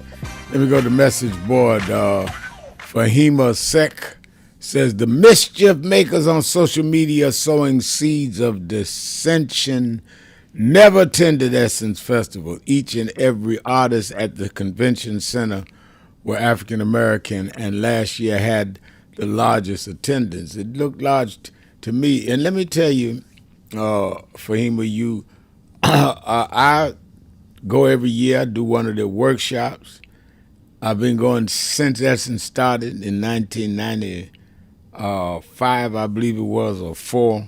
I missed one, even when it went to Houston during Katrina. And they always let us come on the main stage in the middle of entertainment and ask people to do things. And I saw, maybe I don't stay all night, so maybe there was some artists I didn't see, but I saw all African American artists. And I would enjoy African artists. I've gone to Africa. We got to stop that. But I'm so proud of Rich Lou Dennis buying it for billions of dollars, cash, from Time Warner. Tricia says, right, for Hema Sec, I think since they are now new to Essence, they will take the feedback and make some adjustments. I agree with that, especially when it comes to complaints about the promoting of local businesses. And I think Rich Lou and Alfonso David and all of them that involved will do that. I think they are creative and real brothers, and I think that's good. And I think that's great. Roderick McCoy says Trump would absolutely lose his mind if Adams dropped out the race and then Cuomo did the same days before the election. Well, we're going to see. They going to be some crazy back and forth. I'm going to see what Zoran Mamdani says on my show over the weekend. But I think that it is interesting. I had said let Cuomo jump out of the race and give Adams a one-on-one if that's what they want to do. But it looks like it's going the other way around. The polling is bad, but we're going to see. I'm certainly talking to everybody and want to hear what they're saying about the things we're concerned about in New York. All right, let's go to Still Bill in Cincinnati, Ohio. It's Exhale Friday. Still Bill, you're keeping it real. This is the day the Lord has made, and I will rejoice and be glad in it. I'm Still Bill, and I will keep it real. Good afternoon, Reverend. Good afternoon. You are in rare form, and so are the callers, and I'm enjoying what I'm hearing and everything. And I agree with a couple of callers a while back, the one that said that we need to stop the name calling and everything and all that. A lot of that is due to the fact that the black community. And when I say the black community, I'm talking about the black Republicans who voted for Donald Trump. They put him in office. A lot of them were sounding really, really smug for what they done. They had the attitude that a woman cannot run this world. And a lot of them especially are on the buzz with Lincoln Ware. And they know who they are. And I know they're listening. And a lot of them just really, really smug. And it's just aggravating to the point to where you hear the fact that, yeah, we voted for Donald Trump. You can't tell us what to do and all this and everything. Well, you know what? It's a thing where, putting him in the office of the fact that he has 39 felonies and everything, and the blink of the eye, that it'll be either tomorrow, next month, or next week, where you lose your job, where you lose your home, and you end up living in your car, and you know what? You got nobody to blame but you. You put that man in office knowing good and well what he is about. He's a racist. He's a bigot. And, he just has no remorse for what he does. He just reacts, and he's angry right now. But you know what? He can be angry all he wants because a lot of this stuff he calls on his own. But I'm going to get off the air, Reverend, because I know you got a bunch of callers. But you are doing your job. You are doing a stellar job, as you always do. There was a caller on the buzz the other day that was talking smack about you. And you know what? He got chased away by another caller that's just like me, a Trump supporter and a person that does right. But Reverend, you keep up the good work. And Dominique, I pledge allegiance that I will keep it real. Keep it real. Bye. I was waiting on it still, Bill. Thank you for your call. Let me go to my friend, Sister Wale. Wale in Brooklyn. I don't know if it's Brooklyn, but I know she in New York. Wale, you're keeping it real with Al Sharpton. Rev. Yay. Howdy. Howdy to you. How you doing, Rev? I'm doing good. I'm doing good. You know, Wednesday, I was listening, and this brother called named Sultan. Okay. I think that's how you pronounce his name. Y'all, it was a really good conversation, and anybody that want to know what it was about can go to Nan Live on YouTube. Okay. On Wednesday. Right. So that way they can hear it. And you were discussing toward the end, what can blacks do? Because he was talking about going back to Africa or bettering our conditions here. And you were saying that most people, they're not thinking long term. When you got your bills to pay, you got 900 kids, so you want what's immediate. And what can we do? You asked him, what can we do as a people? Everything you're saying, Sultan, sounds good, but what can we do immediate? And I was saying that we got to start thinking like the criminals think, right? Explain to you what I mean by that. Everyone runs to Sharpton when they got an issue, right? Oh, this happened, my daughter's missing. They doing this, they doing that, and because right now you're the only civil rights organization that we hear from. We don't hear from NAACP. We don't hear the Black Caucus or whoever. From what I understand, there's like hundreds of them, because I Googled it. There's hundreds of black organizations, right? Okay, everyone runs to NAN. Okay, so we got all these good ideas coming up. Even me, I have a gazillion good ideas. I've been to workshops where they talk about how you can start a 501c3, not-for-profit, all this kind of thing here. But when you lazy, when you don't have the, what's the word, Rev? The exuberance, not exuberant, when you don't have the energy, right, the motivation, depression, when you working with all that, you can have 100 good ideas, but you don't know how to get those ideas started. And what's happening in our communities, the criminals who just happen to be the Democrats right now, I'm not even talking about Trump and how he's been in his 7 months. I'm talking about these district leaders, these assemblymen, these senators, and all these kind of people. They're not dealing with our issues. They just bridling us, putting a little something in our mouth every now and then like they do the horses. So here's how we do what we need to do. The criminals, they make sure that they got everybody in position, right? If I want to watch Sharpton, I'm going to make sure I'm going to have somebody watching him 7 days a week. When he wake up, when he go to bed, the criminals make sure they watch you, right? They got all their lieutenants in place and all this kind of thing here. That's how they get their program going so long, because they got everything strategically organized. So anybody that's listening that want to start an organization, we got to try, like the brother said, because he was right with what he said, that it starts in the home, the parents, all this kind of thing here, which is lovely, right? But if you don't have no parents, if you was raised in a brothel, and if you was raised on the street, and all this kind of thing here. Wait a minute, hold on, Wale, because I want you to finish this. Very important point you're making. Very good. It's Exhale Friday. Be right back. Keeping it real. Sharpton. Be right back.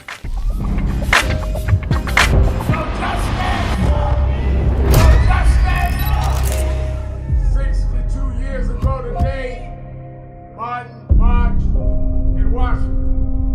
62 years later, the dream is not dead.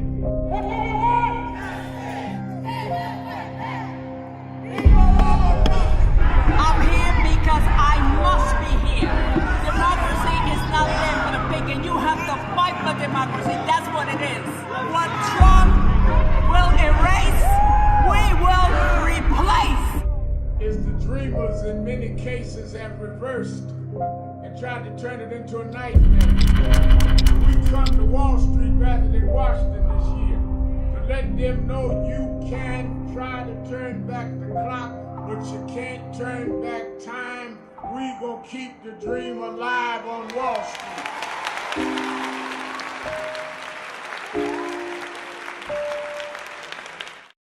We have a short visit today, so we just wanted to greet you all and thank you for allowing us in. Yes, sir. We were we was here. They were on the plantation. Our family was on the plantation. Wow. And that's, of course, that's the slave house. That's one of the slave houses.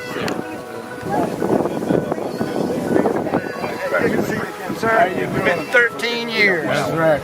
Good to How see you been? Doing fine. Good.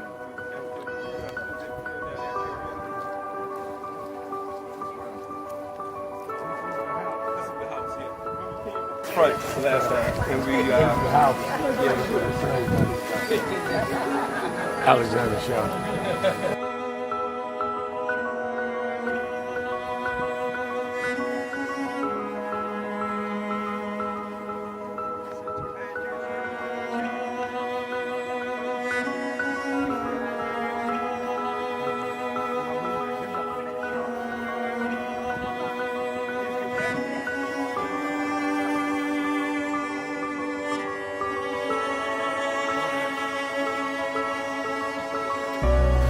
How many slaves were staying there? I have no idea.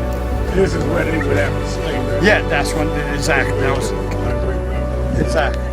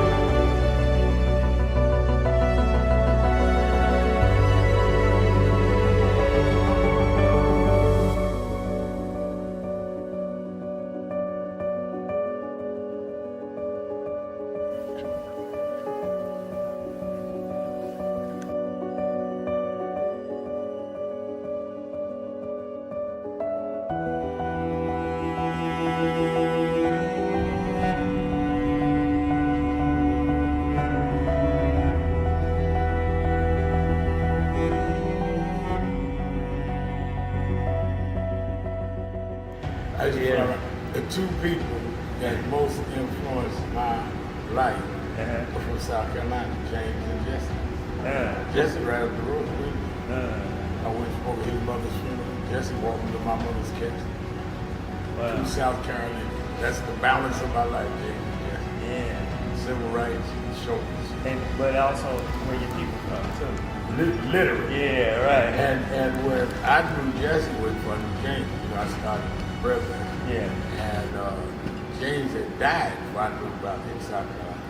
Oh, really? Yeah. James died December 25th. He died Christmas Day, 06. And they came to do the story for February of 07. They came in January. His daughter swear that was his daddy and him and pushing the information out.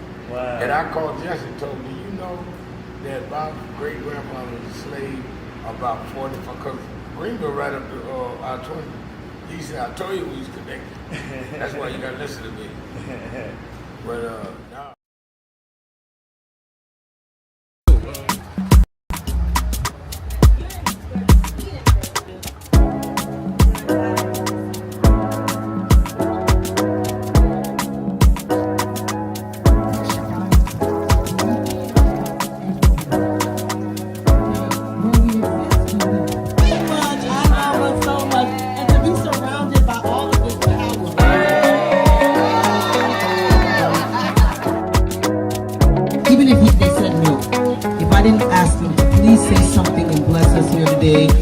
Encourage us, because where we are, we need guidance, we need direction. Reverend Sharpton, if you could please guide us and say a few words, because we just must. There's no way you're interviewing us.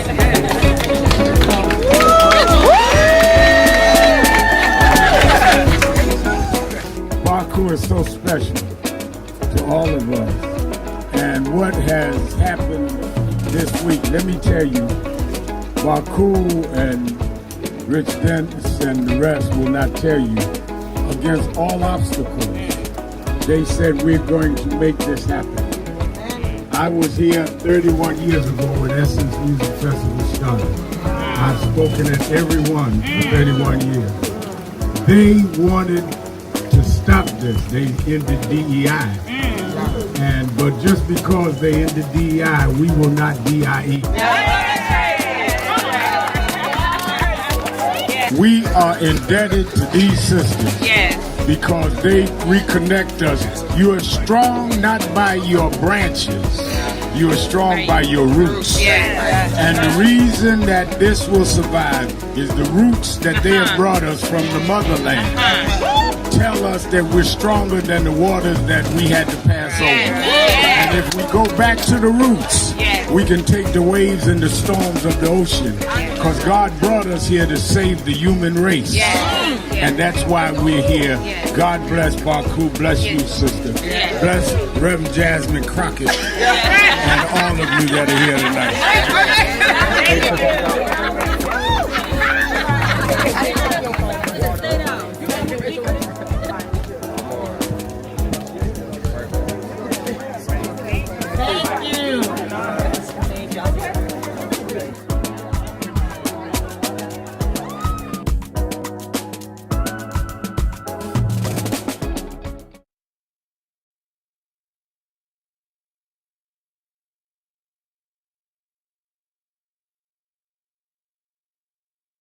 Keeping it real.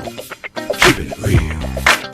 I'm your host, Reverend Al Sharpton. Keeping it real.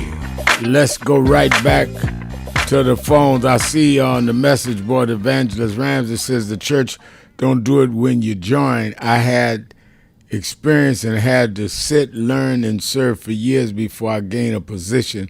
Some leaders, people are anxious to fill spots. She's so right. People want to walk in the door and be in charge the next day, don't even understand the fundamentals of what people need. Tricia says, wow, Evangelist Ramsey, you are right about some people not wanting to sit and be taught. That's good dialogue there, Evangelist Ramsey. I told you she is one of the best in our activist circles. Let me go back to Wale. Wale was making an excellent point on our live line. Go ahead, Wale. Thank you, Rev. So as I said, Sharpton was on Wednesday, and Nan Live on YouTube, people can hear. His call was like the last call. And it was very good dialogue, because that's what we need. Nan is all we really have to really express ourselves. A lot of it is Uncle Rev. I'm going to call you Uncle Sharp. A lot of it, and I'm not trying to soup you up, I'm being real. I'm keeping it real. A lot of it's too many of us not to be further along than what we are. This thing with this, a lot of it, what I was saying is that, and I'm including me. I'm a brilliant woman. My mother, as I told you before, she was grassroots. Everybody she campaigned for, they all got in. But I wasn't interested. She clothed me, she fed me. I went on the swings all day. Instead of grabbing my ear and making me listen, she didn't do that. And I wasn't interested. I'm still not interested in politics. The only reason why, from listening to you, I tell people all the time, we need to know what's going on and what's going on. Right. How you gonna claim to be a Democrat and you don't even know what the heck is happening? Right. So we do need to learn this stuff. I don't mean to be overexcited. We gotta learn it. If I don't admire nothing else about you, I admire that, because that's what I learned from you. Find out what's going on. And as far as us starting programs and stuff, a lot of people at the time, we want to make excuses. Oh, we don't have the time to do it, and we don't have the funding. America is the richest, so-called richest country in the world. Right. And so there's a lot of funding we don't even utilize. I was a tennis association president. I know about the HUD 964 regulations and the money from tenant participants. I know about all of that stuff. But our communities, they don't want you to hear it. They don't want you to put that information out. Because once the people know the power they got, that's when things going to start changing, right? That's when things start changing. So what has to happen, it's like I wanted to start I'm trying to stick to one topic, but I wanted to start, you're going to love this idea. I used to do storytelling. I would get my little rug, sit the kids out, like if there was a family day or something in the project, I would come out and read stories. We need to because we're moving too fast. The society's, that's why a lot of the kids, babies making babies and all these tattoos all over our body and all this kind of stuff, is because we're moving too fast. And I said, I don't have any babies in the system as far as schooling and stuff. I don't know if rhymes and riddles and Auntie Goosey stories and all, I don't know if all of that's going on in our communities, but I would love to start something like that. Do it on, even if it's a monthly basis. Have the little children come and hear the rhymes and the riddles, because what rhymes and riddles do, it not only teaches them how to use their tongue and their mouth, right, the rhyming and the riddles, but it calms them down when you have this auntie with this bonnet and her tea and cookies and stuff, it calms the setting and it makes children, they calm down a little bit, right? It'll calm them down. So that's something, if I can get somebody to fund me, because we're going to need the tea and the crackers. We're going to need an outlet, a vineyard, is that how you pronounce it? We're going to need a place to do it at, and the list goes on and on. And so this is how we start to get something done, because if we continue going the way we going, like the 12 kids you heard about, this notorious gang from Queens, and they was busted with all this, that, and the third, and the boy they just arrested that shot the lady on the 10th and Madison. If we continue going that direction, we ain't got to worry about voting because we ain't going to be here. Our children are not going to be here. I met women all last week in the 80s. I'm like, where is the young people? The woman didn't have no wrinkles, and she 81, looking fabulous. Bow-legged with her legs, no skin flabbing over. I'm like, you 80 what? And I'm like, wait a second. So if we want to know where to start like think like the criminals. They got everybody lined up in place, knowing where they need to go, how they going to get there, and this and that. That's what we're going to have to start doing. Think like the criminals. And then maybe we can, you understand what I'm trying to say? Move, because they got everything in position. Nobody's sleeping. Everybody got their eye open, watching where they're supposed to be, when they're supposed to be there. And that's why criminality continues going round and round and round and round and round. And nobody else, all our criminals, all of our leaders get murdered. They all get murdered. Absolutely. They tried to murder you. Yeah, they did. They tried murdering you, but it couldn't work. And so I know I said a lot. Well, I appreciate you. I really do, Wale. Thank you for your call. Thank you. All right. Let me go to Geralda in Brooklyn, New York. Geralda. Yes, good afternoon. This is Geralda Real. Yeah, yesterday I was having problems with my phone, but hopefully we don't have that today. Now, yesterday I congratulated you on the march here in New York City and down in Wall Street. Right. But we need to get together throughout the nation, have more marches like this one or that one to dump Trump.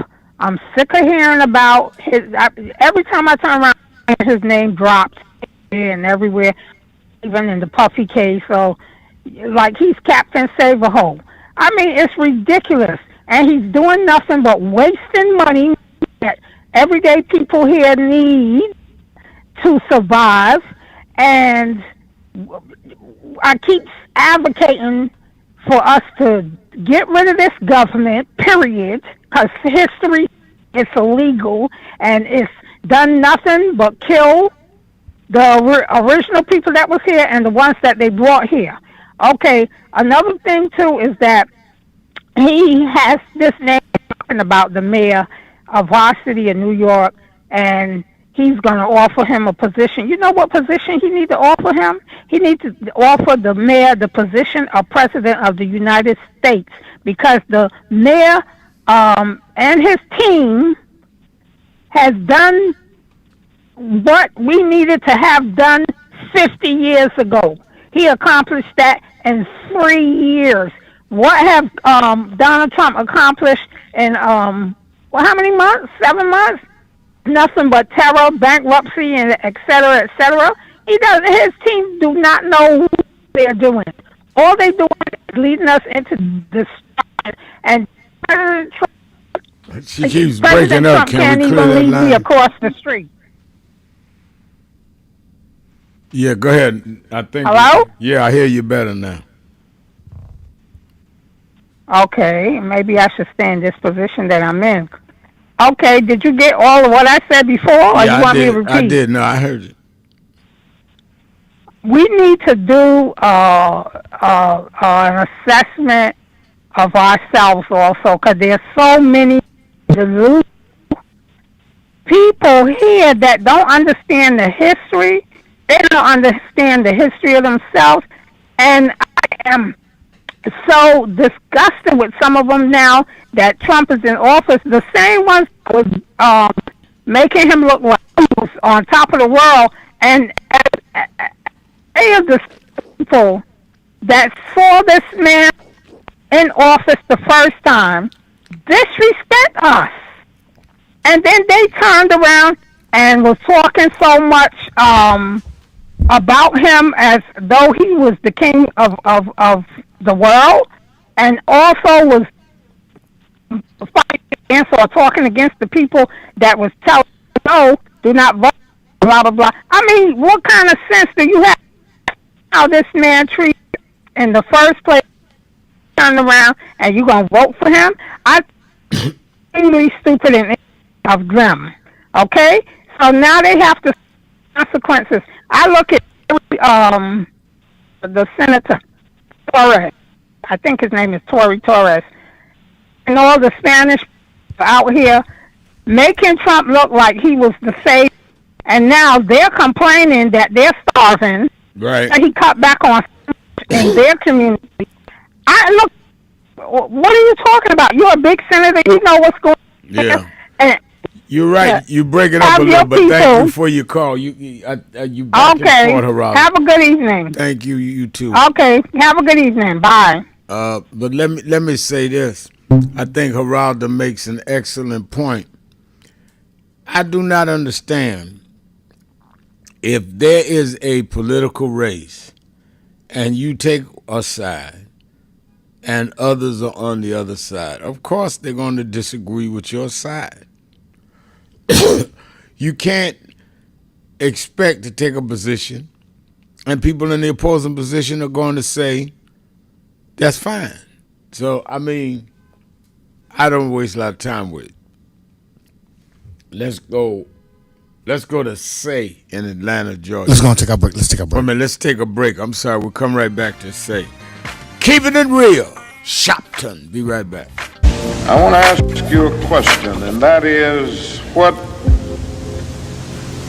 is in your life's blueprint? This is the most important and crucial period of your lives, for what you do now and what you decide now at this age may well determine which way your life shall go. And whenever a building is constructed, you usually have an architect who draws a blueprint. And that blueprint serves as the pattern, as the guide, as the model for those who are to build the building. And a building is not well erected without a good, sound, and solid blueprint. Now, each of you is in the process of building the structure of your lives. And the question is whether you have a proper, a solid, and a sound blueprint. And I want to suggest some of the things that should be in your life's blueprint. Number one in your life's blueprint should be a deep belief in your own dignity, your own worth, and your own somebodyness. Don't allow anybody to make you feel that you are nobody. Always feel that you count. Always feel that you have worth. And always feel that your life has ultimate significance.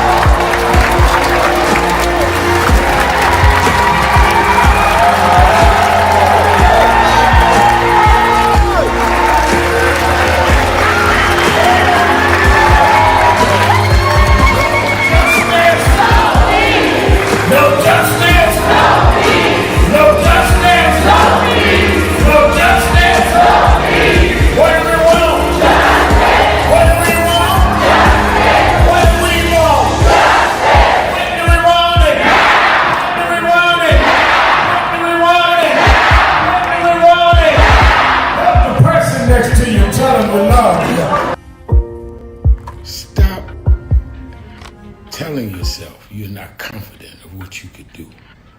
When people with half your skills and a quarter of your talent have gone on to create big waves in life, if you look at them and you know you're more gifted than them, then what is your problem? You are looking for someone to come and drag you into success. You've got to use what you have, which is, in my judgment, more skillful than others I've known in your areas. Use that and believe in that, and your confidence will build up as you get going and start doing. And don't chase the spotlight. Sharpen your skills. Live in your purpose. And you'll get so good the spotlight will be chasing you. Be so good they can't help but talk about you and put the spotlight on you. You don't get your energy from chasing the spotlight. You get your energy by chasing your purpose. The spotlight and other adulation will come with it. Have a great day.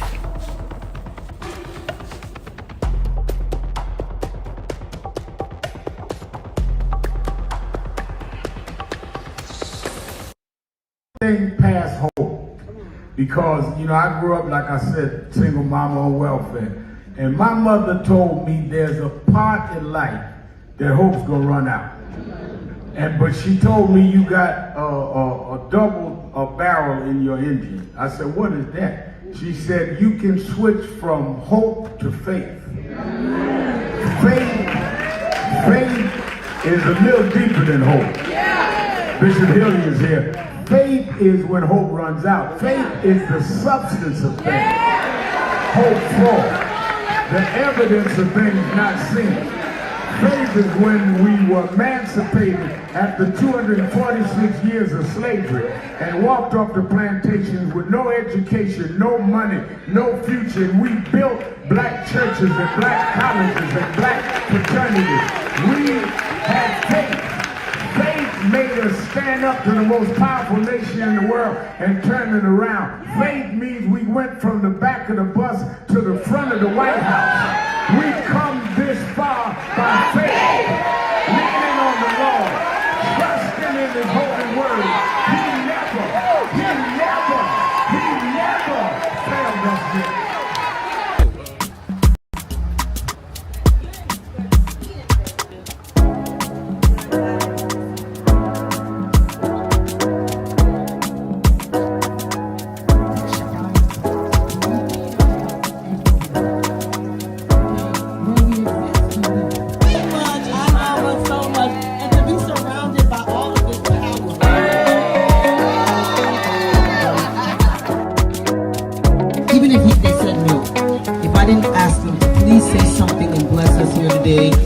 Encourage us, because where we are, we need guidance, we need direction. Reverend Sharpton, if you could please guide us and say a few words, because we just must. There's no way you're interviewing us.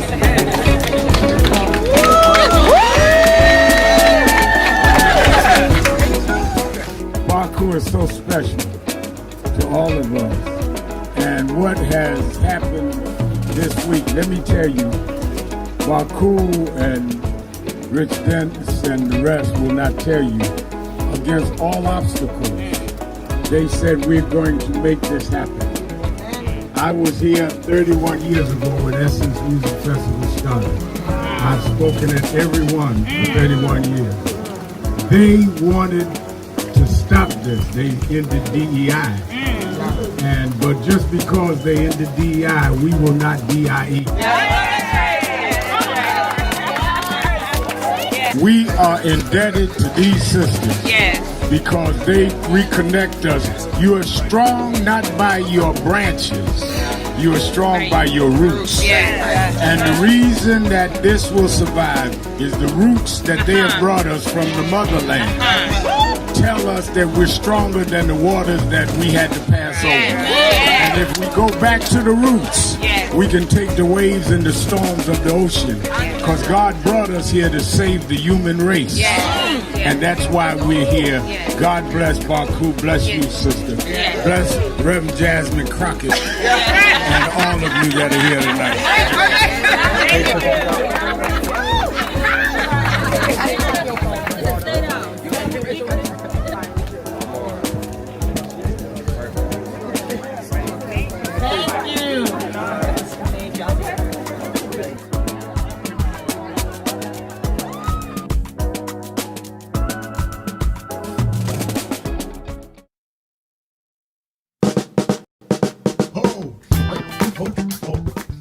Do I seem excited?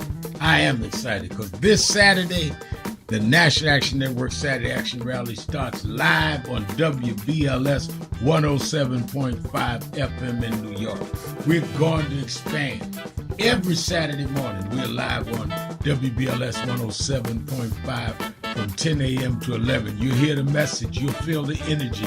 You'll be involved. You won't be sitting around talking about, oh my God, look at what's happening. You'll be involved in dealing with what's happening.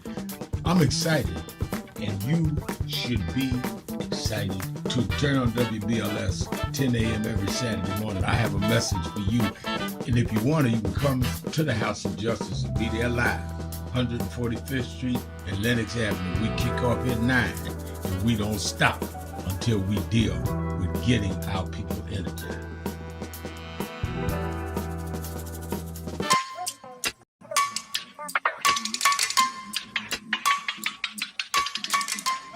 Hey, what's up? They got, they're doing, thank you. They're doing, Keeping It Real. I'm your host, Reverend Al Sharpton, and we're back. It's Exhale Friday. Let's go right back to the phone. Let's go to Say in Atlanta, Georgia. Say. Hey, good afternoon, Rev. How you doing? I'm doing very well. How are you? I'm doing good. Thank you for all that you do. You can hear me okay? I do hear you okay. Okay. I remember a few weeks ago, one of your shows, I was going through something, so I wasn't able to call, but one of your shows, Social Security, came up, and you was wondering if anybody heard anything new about that. And I was wondering, it's been about 3 weeks or so, or maybe a month. Have you heard anything since then? Heard anything about what? Social Security. I've talked to Yvette Clarke, the chairperson of the Congressional Black Caucus, and I talked to I think it was the congressman from Maryland. Both of them said that the Social Security cuts and adjustments are still being debated in committee, and that they could not give me an assessment of where it was going to go because they were all out at the time until after Labor Day for where the committees were going to reconvene and get to the legislation as they were going to write it, because they're trying to challenge something that is passed in Social Security. So maybe I need to get one of them on to explain where they are once they do it, because I definitely asked about it, and that was the answer I got.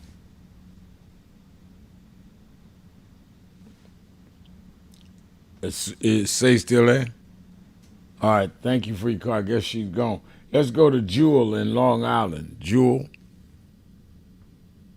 Good afternoon. Thank you for taking my call, Reverend Al. I'm so glad that you took my call. It's an honor and a privilege to have you every day when we wake up. We thank God for a lot of stuff. The first thing I thank God for is God, family, and Al Sharpton being part of our family. And everything all the time is there for everybody. When the cameras go, you're still there. And if it wasn't for you, we'd be on platforms. The only platform we would know would be the train. I'm lying? Oh, wow. Well, thank you for that. Thank you. Also, I remember 30 years ago at the Black Solidarity Day Parade, I said to my father, he was alive then, and my good friend Randy, I said, listen, y'all watch the kids. My son and daughter were 1 and 2 in the double stroller. And I said, y'all watch the kids for me. I'm going to run over there and shake Reverend Al's hand with Benjamin Shavers. I said, y'all hold on to the kids now. It's a big crowd. Everything is beautiful, wonderful. I just want to go for a second. Because if I could just touch his garment, for all he do, I felt the Spirit, the Holy Spirit at that moment in the sun at the Black Solidarity Prayer. So let me y'all watch the kids now. I just want to go and shake Reverend Al's hand.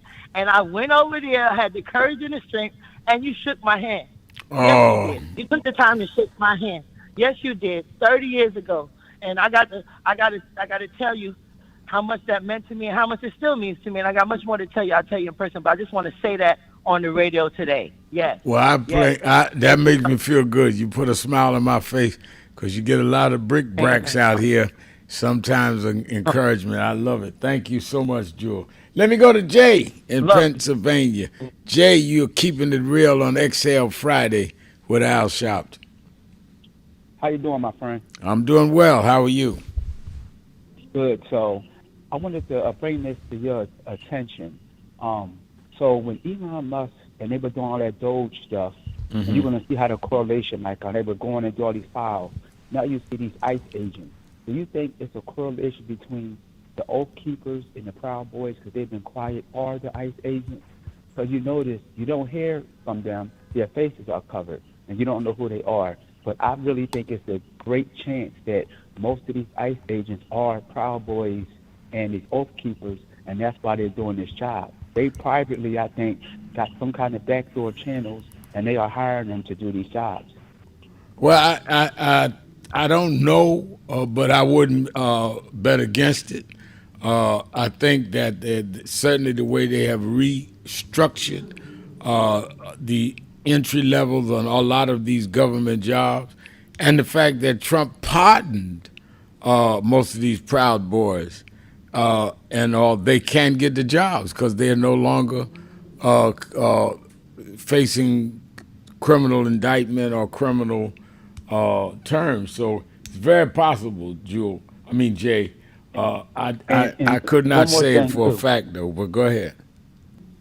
When it comes to how how Gavin Newsom and all these guys are trolling with these memes and these different things, why aren't they putting the money and the energy to fact? Like, why aren't they just coming out with fact, going into these states, putting commercials on and saying, look, this is the hospitals that closed, these are your senior centers, these are the benefits that you lost, all because why don't they flood the red districts the same way they flooded in art about the trans and like some of that like fake stuff they was putting like AI, and our people fell for it. The Hispanics and blacks that voted for him, they did the three-car Monty with them and they fell for it. So why don't Democrats? I don't know. They just don't have they don't seem like they know what to do. Like, you can't be too corporate. You have to go a little getting in the dirt and weeds to win. Like, to me, they still trying to act like it's the 50s and 60s, and hey, I'll shake your hand after this debate. You can't do that. It's a cult now. It's not the same Tip O'Neill type, Republicans, and it's just not like that no more. John McCain, they are gone. Them days are over. I don't know why they are not trying to fight fire with fire. And if you got to win, he might try not to ever let it be elected. So at least you got to do all you can do to win. You got to go in these communities. You got to shore up your own base, and you have to do a better job. No doubt about it. I think I couldn't have said it better. And every era requires adjustment to a new era. It may be the same fight, but it's manifested different ways, and therefore it takes different strategies and different ways to go about it. You're absolutely right. Thank you for your call. Let me go to Hawaii, to Yusef. Yusef, you're keeping it real with Al Sharpton.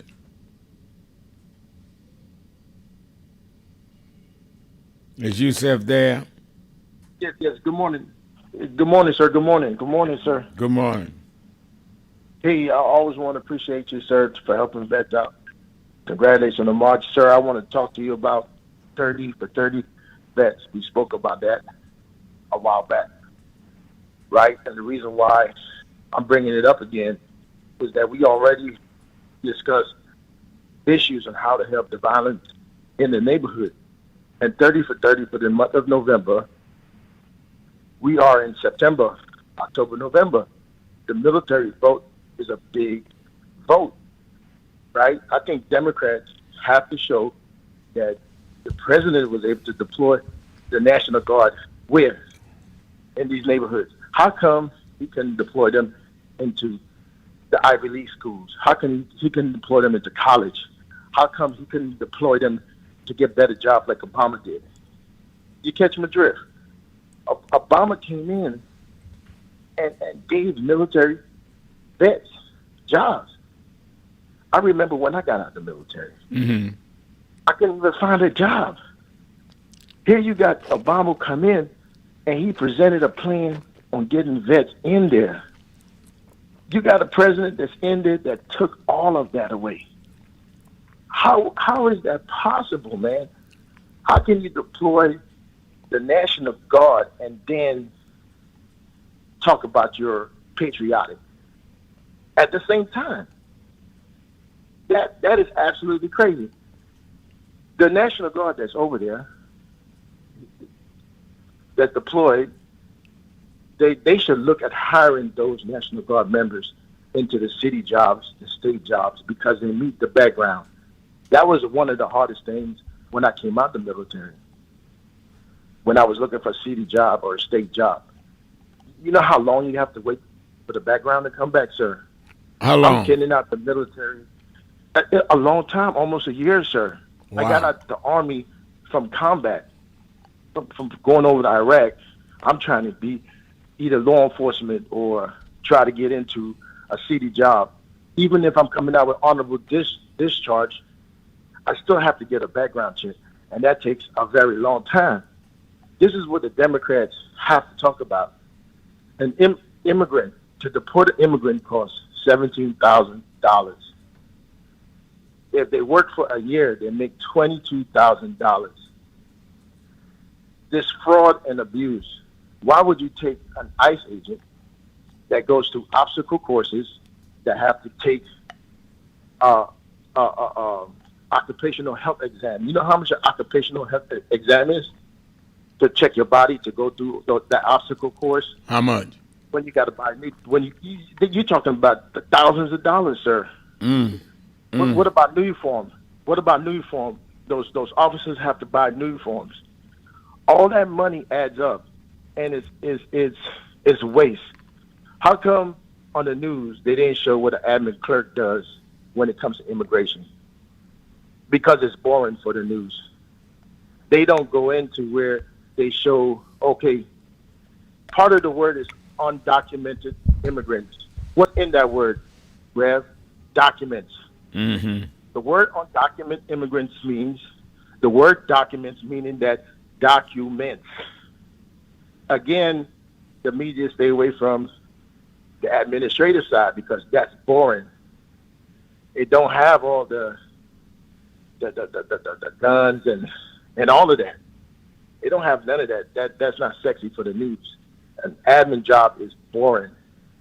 So we need to go towards those kind of areas, speaking on what is actually happening, and present a positive plan when it comes to all of the nonsense that's going on right now.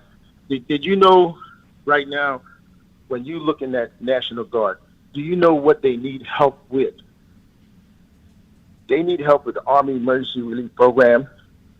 They need help with family support and education and health care.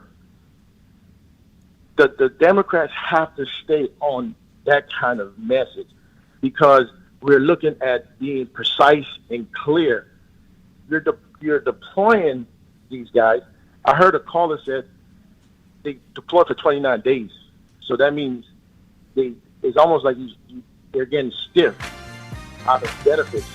You understand what I'm saying? Yeah, I do. It's very interesting points. Yes, sir. All right. Thank you for your call. Let me take my break. I'll be right back. Keeping it real. Sharpton. Be right back. But anyway, who is this 33-year-old preacher without a church? A number of black New Yorkers as well He is little more than a pudgy exhibitionist who can be counted on to show up, bullhorn in hand, at every racial incident.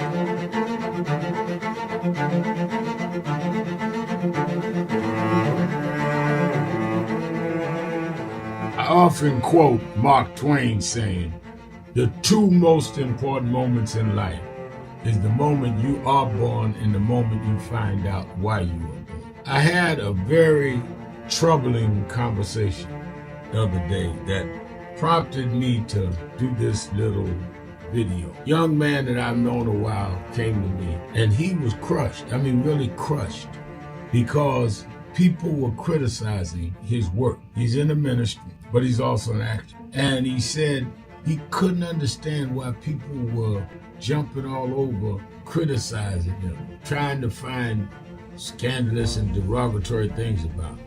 And I told him, I said, you know, you very young. You don't know the road I've traveled. They call me everything but a child of God. Racial discourse, a blabbermouth, a loudmouth, too flamboyant, an agitator, a racist, I a race had to baiter. learn. Yeah, right. I was not defined by how others saw me. I was defined by how I saw myself and whether I was being true to myself. Some of you watching this don't like me.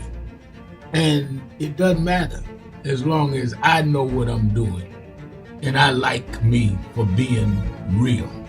So I'm doing this video to say to you, whoever you are and whatever you do, you may not be in ministry or social justice, none of this stuff, but don't live your life worried about opposition or people that don't like you. You can turn that around. Use me as an example. The same people that called me a scam artist, a con artist, a sellout, or racial hustler and all, I kept going.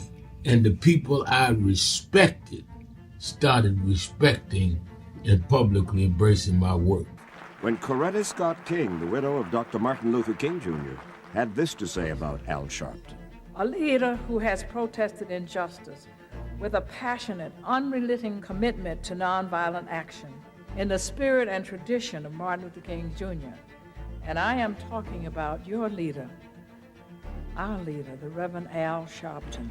The other thing that hasn't changed is the National Action Network's commitment to fight injustice and inequality here in New York City and across America. And that's not only a testament to Reverend Sharpton, it's a testament to all of you who are here tonight.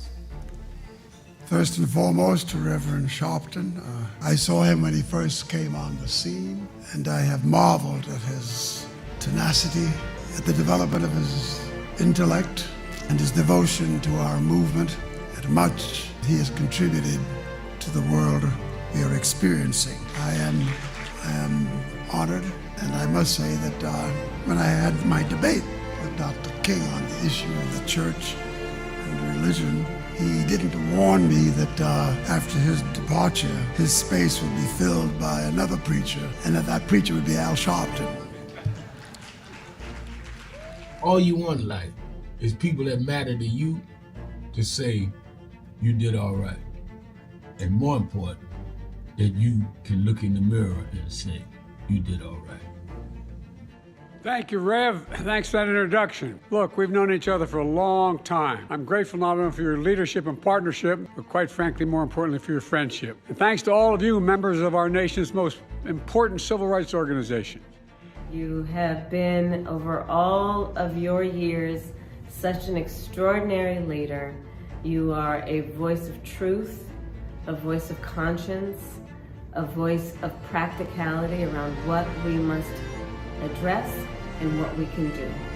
And I thank you so much for your friendship. I remember that most of the youth around Al's age, he was about 12, wanted to be like Connie Hawkins, a great basketball player, legend, or Earl the Pearl, or Clyde Frazier. Al wanted to be like Adam Powell, a powerful preacher with a social justice gospel. He was very close to, at that time, to Reverend William Augustus Jones, powerful preacher and social justice advocate, and Reverend Gardner Taylor State right down the street, and Bishop Washington, whose church he came from, and Reverend Sandy Ray. He wanted to be like these giant preachers. He wanted them to have the edge, however, of the King's social justice dimension. He wanted to be like them, now he's one of them.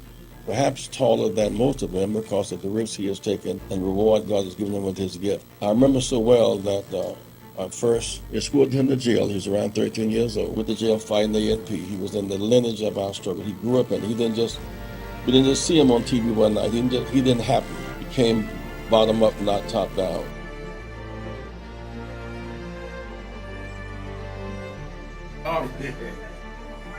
Rev, you know, you were right there From the beginning. with the stuff that Yep. was going on in Brooklyn at that time, at Howard Beach. You were right there. He had in one of the early movies, he had my name. Then he put me in Malcolm, and I wasn't even old enough to know Malcolm. So we've been through it all. For those who see Malcolm X, it's 3 hours. But fast forward to the scene with yourself, Yep. Bobby Seale. Right. Bobby Seale, Denzel, and me. Yeah. Denzel was on the set. Now, let me ask a question. Yep. What was your weight on that scene? I probably about 270. I was bigger then. Yeah. Still had the hair, man. Yeah, you had the head on. Yeah, it was Denzel, yourself, and Bobby Seale. Yeah, all in one scene. And also, there was no cut, so we went like this. That's right. That's right. That's right. Yeah. Only Spike could have done that. It's my brother right here. My baby. Brooklyn's in the house. Yes, sir. Brooklyn's in the house. BK.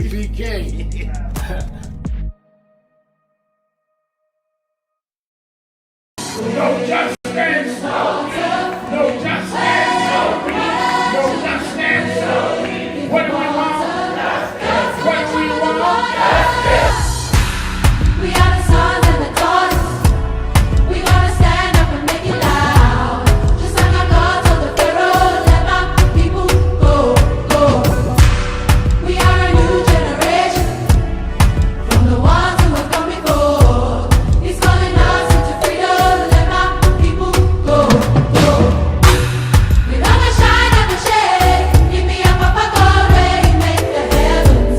If you don't say you know what trouble, let my people go, go. The blood, sweat, and the tears that we gathered through the years. If you don't say you know what trouble, let my people go, go. Wade in the water, we did wade in the water, children.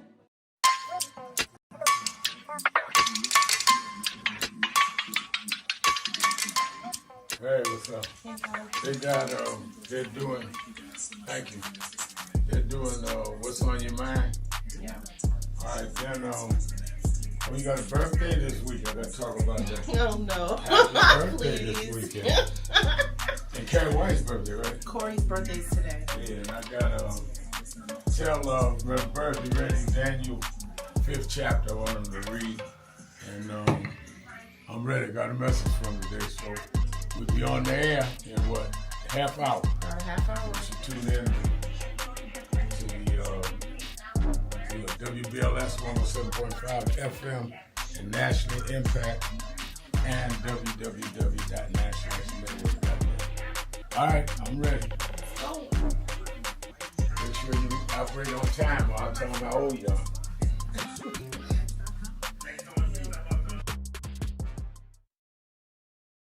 Come on.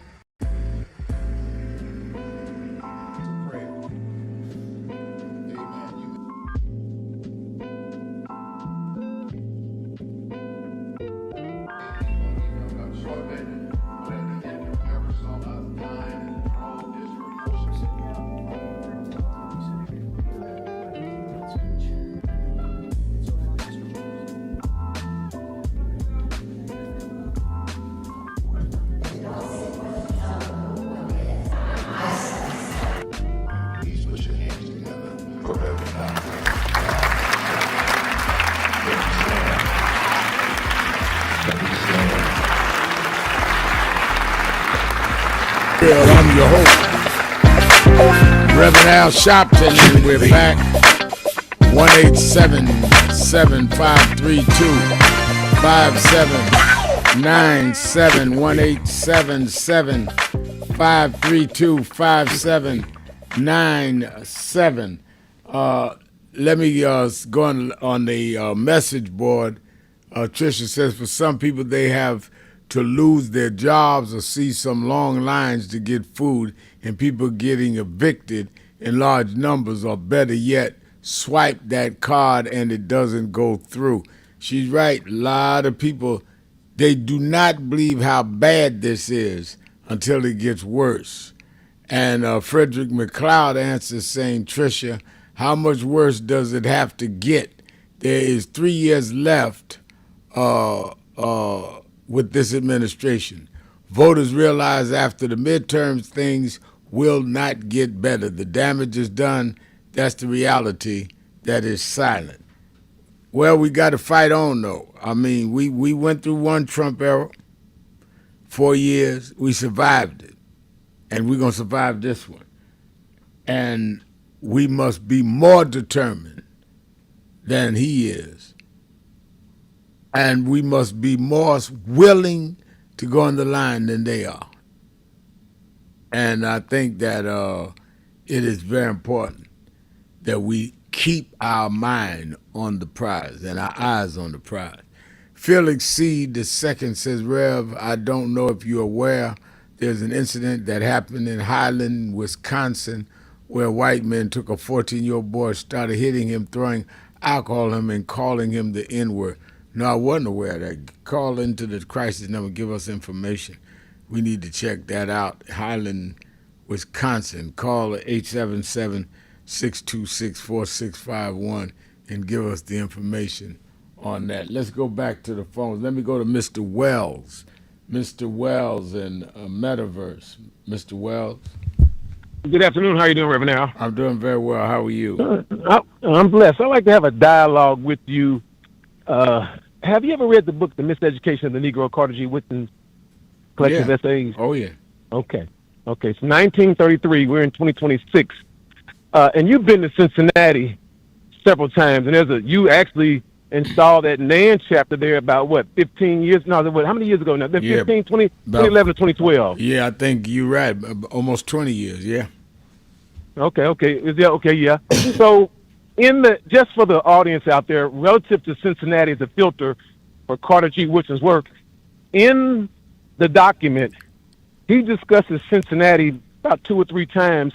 However, there's one segment in the book where he does expose a minister out of Cincinnati. I don't know how Dr. Woodson knew about this gentleman. He was a gambler. When he would run out of money, he said he put on the old shag and go down to Tennessee and North Alabama, North Mississippi, around that area, and he would preach. And the people that would give him money, these were workers. So he's writing this document in 1933. He would go to the black populace who would go to church and do these tent revivals, get the money on offerings, and go back to Cincinnati and gamble. This is in the book, so people will know. Wow. And say, where else you're lying? Go read what Carter G. Woodson said. I'm going to bring it up to right now, 2026. That dysfunctional culture still exists in Cincinnati. I've railed against it. And today on Lincoln Ware Show, I'm asking all African Americans, withhold money from the black church, from black pastors. We can deal with white corporate America. The dysfunctionality that is robbing the black community is misleadership that comes out of religiosity. It could be somebody in Islam, it could be somebody Commission, it could be Christianity. The religious leadership that's in the black community has underserved and done some very inappropriate things, and knowing in their belief system they should not do that. Such as? That's in the book. So brings us to some of the people you deal with in your organization. They know that they're pastors, and they're in NAN like you're a pastor, and you founded NAN. I ask you a question, such as you made a statement that's a serious statement. Let me respond. But don't go back into the history of the churches. Tell me what. Okay, wait a minute. You cannot answer a question that you don't let me ask. I said you made a specific indictment. Your reference point was a book by Carter G. Woodson written in 1933. We are now almost a century later. Specifically, what are you saying that the churches are doing that you're asking people to withdraw they're contributing to? Okay, it's not an indictment. It's an analysis of how people have been asked to vote a certain way, on public money relative to if it's the school funding or this thing with the stadiums back in 1996. We had the facilities master plan back in 2003. It failed in 2002. I was one of the loudest voices against it. The ministerial community has said, let's support this and be on the majority side of yes. And when was this? 1996, the first stadium vote. But March do of you realize 1996. we're in 2025? Yeah, they just renewed the lease with the Bengals. It was a bad deal when it started in 1996. It's a less than a bad deal now. Right, so people, the Bengals deal is a bad deal. So you want people to boycott black churches because of the Bengals deal? Why don't they boycott the Bengals? No. The black ministers at this point in time knew the community was divided and told people to vote their conscience after they was going to say a no vote. Now the economics of Hamilton County have run amok for the last 29 years. The Cincinnati public school system, the ministers got involved in saying, yes, let's do it. We're going to change culture, blah, blah, blah. None of that has changed. Not just withhold the black dollar from the black church. Anybody running for office is a black pastor. Cecil Thomas is a pastor over there with you and Nan. Scotty Johnson's a pastor. Both of those guys are black pastors and ex-black police officers.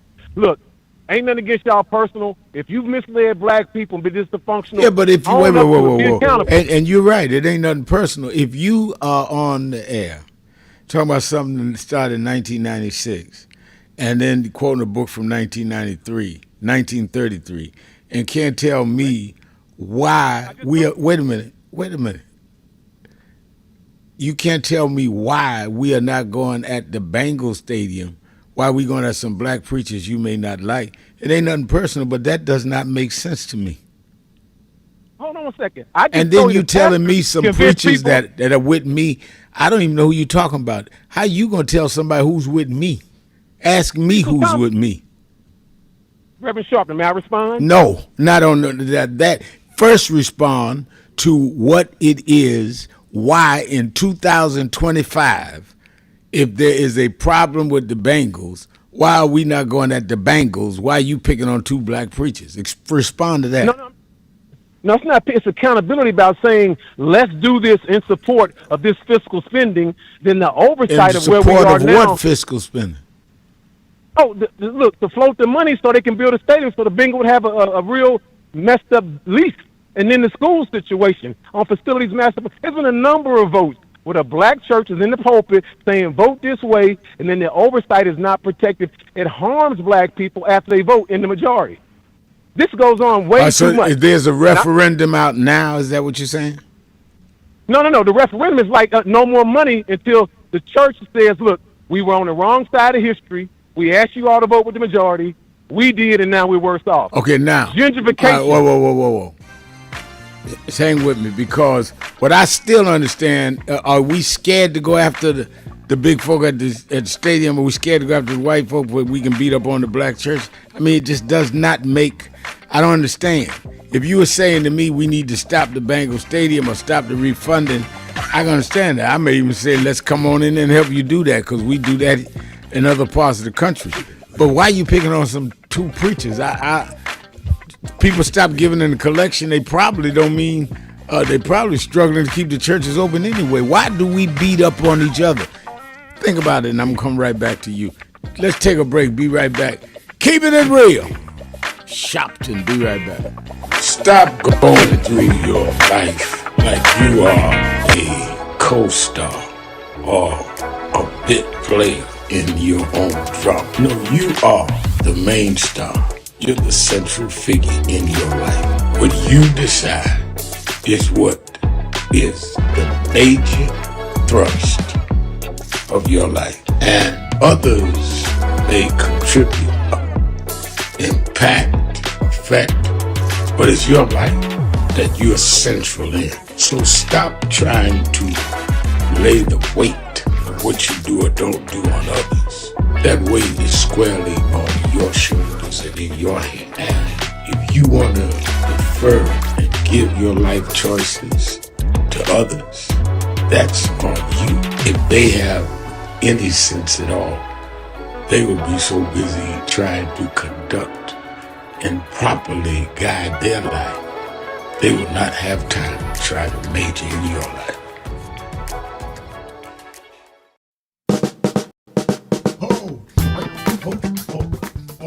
I seem excited. I am excited because this Saturday, the National Action Network Saturday Action Rally starts live on WBLS 107.5 FM in New York. We're going to expand.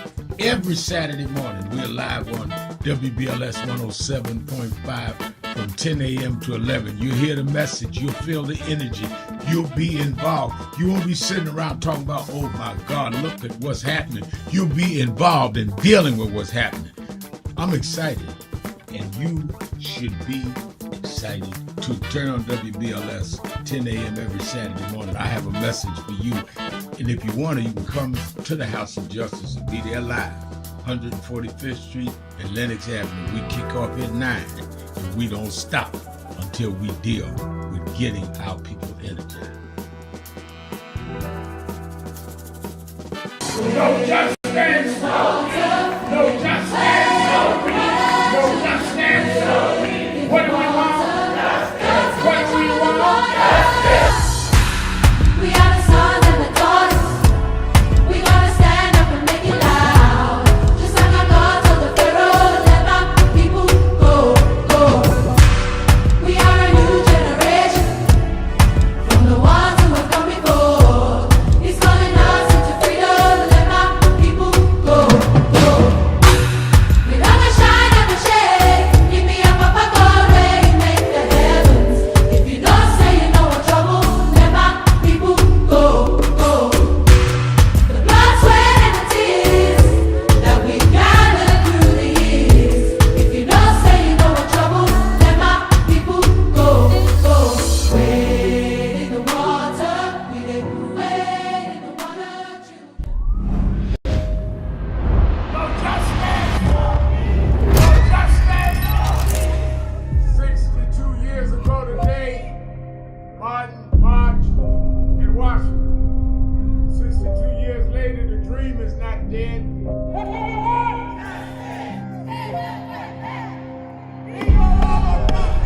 I'm here because I must be here. Democracy is not there for the pig, and you have to fight for democracy. That's what it is. What Trump will erase, we will replace. Is the dreamers in many cases have reversed and tried to turn it into a nightmare.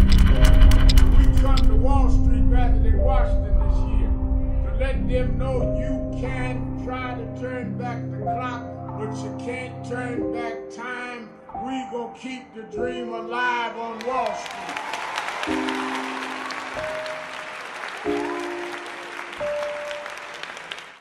1 year ago and change, 67 weeks ago, we started marching every Thursday, am I right, on the offices of Bill Ackman. Bill Ackman was the architect of ending DEI, which is diversity, equity, and inclusion. He started it. I want to give a little history because a lot of people get Negroitis and get confusion. I don't even mind your ego. Everybody need one, but you don't have to become contrary and duplicitous.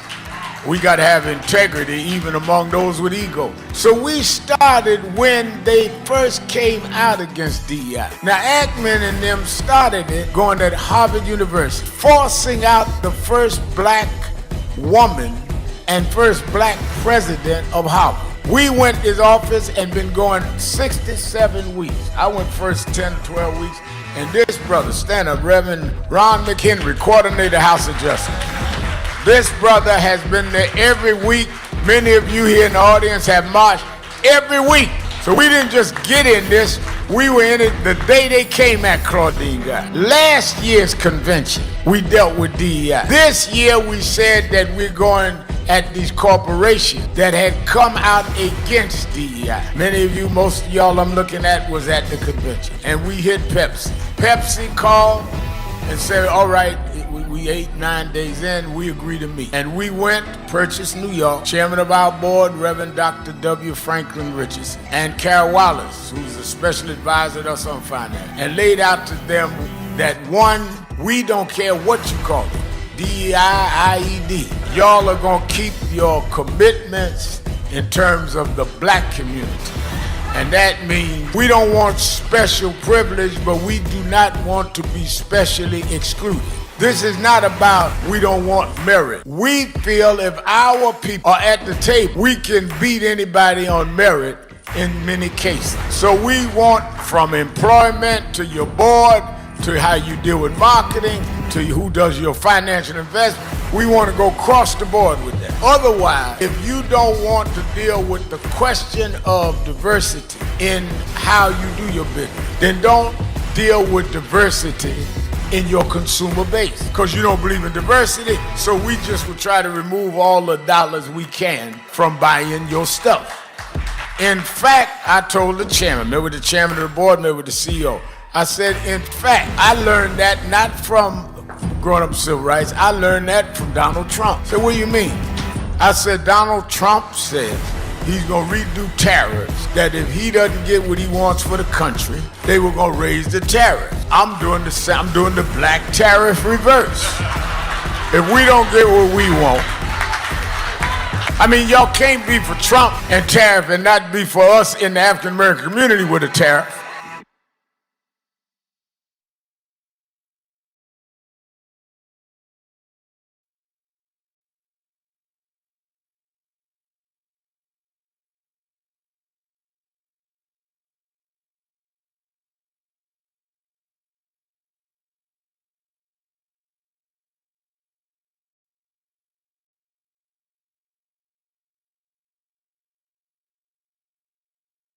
Real, I'm your host, Reverend Al Sharpton, and we're back. Going back to the phone, Reverend Charles Williams has joined us, who co-hosts the last hour every week, senior pastor of the historic King Solomon Baptist Church in Detroit, as well as head of national expansion and the Midwest region of the National Action Network. How you doing, Reverend? All is well, Rev. It's good to be with you. Look, I was listening on the other side of the break, and I tell you, one thing I do know for sure, and this is all I got to exhale on. If we neglect to support the organizations that have been there for us from the very beginning, whether it's our civil rights organizations, our black organizations, then we would be cutting our nose off to spite our face. We got to continue to support each other, lift each other up. When we wrong, we got to say we wrong, and we got to keep on moving and keep trying to fight for our people and provide liberation for our people. That's all. Do it with NAM, do it with the black church, do it with every which way we can. Black Greek organizations, everything we got. We cannot afford to lose anything or anybody. All right, let me go back to Mr. Wells, because maybe you got your point together, because I'm very confused why you want to go after the black churches and not the stadium. So maybe you figured out how to explain that to me, because I don't get it. Reverend Sharpton, you got me on now? Yes. It's quite clear. The accountability for advocacy in the pulpit about fiscal policy we pay for. The connections are there. You say you don't understand. I recall several years ago when the 49ers played the Ravens, you was on the cast with the NFL talking about how much progress had been made. Remember you was on that show? NFL got you to do a piece for them? That I did what? That I was on what? During the Super Bowl, when the Ravens played the 49ers, you dropped some segments on behalf of the NFL, did you not? No, I did not. You didn't produce any kind of thing, do anything with the NFL. I just answered you. Okay, well, I'm going to go find. I think I Please recall. Find it. Please find okay, it. Now, let me ask you a question, since you asked me one. Let me ask you a question, because I don't know nothing about the Ravens Super Bowl, so find that, because I do not recall anything like that. We dealt with the NFL about sitting our knee on Colin Kaepernick, and we went after the NFL. We did not go after black churches. But let me ask you something. You named a couple of churches. Are you a member of any of these churches? I used to in Cincinnati. No. I asked you yes or no. Are you a member of any one of the churches? Yes, I am. I'm baptized in the body of Christ. I speak Holy Spirit words. So yes, I'm in that church. What church are you a member of? I'm in the church that the Messiah of Israel started, that the Christian church is a derivative from. So yes, And if I'm in they those have, churches. are they leading the fight against the Bengals?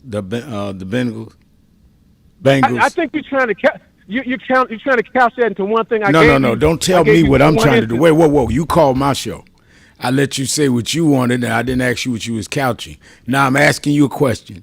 You done come with some NFL stuff I ain't never heard of. I'm asking you, are you telling people that are going to a church that you don't go to and that you don't give to don't give to their church? So I'm asking you, is the church you're giving to leading this fight against the Bengals stadium? Yes, those of us who are baptized in Christ, just like them guys, either you're on the wrong side of Christ, on the right side All of right, Christ. you filibustering. Now I'm going to ask you one more time, and then I'm going to put you off. Are your church that you're giving money leading the fight about you're talking about? Your church. I ain't talking about those baptized in the blood. Your church. Name your church and pastor, since you call some other pastors, that are leading this fight that you giving your money. Because you telling other people don't give their money to their church. So I want to know where you give your money, call their name, and say that they're leading the fight about the Bengals. What I'm saying, I lead a congregation. All right, put them on. You're filibustering now. You cannot call accountability if you're not accountable. You cannot call people's names, and you can't call the name of who you giving to. So, I mean, let's play the game by one set of rules. I'm down for exposing anything and anybody, but you got to have clean hands to do it, Brother William, Brother Wells. So you going to tell me that don't give to my church, but can't tell me what your church, who you giving to, does. That's not fair. Right. Let me say by way of announcements, don't forget Politics Nation every Saturday and Sunday, 5 p.m. Eastern Time, MSNBC. And I've given out, we're going to have 2 hot nights, definitely. And then, of course, we are calling on everybody to that are in the New York, New Jersey, Connecticut area, be at the Saturday rally in the morning. Got a lot of follow-up to do to the march. 9 a.m. to 11 a.m. at the House of Justice, 145th Street and Lenox Avenue in the Village of Harlem. What's going on in Detroit, National Action Network, tomorrow morning, Dr. Williams? Rev, we are following up, as you said, from the march on Wall Street. So we want folks to come out, join us Saturday, 10 a.m. at the historic King Solomon Baptist Church, 6100 14th Street. And we are preparing for action here in Michigan. We got much we want to deal with, so make sure you join us so you can be in the action. All right. Let's go to Cleveland, Ohio.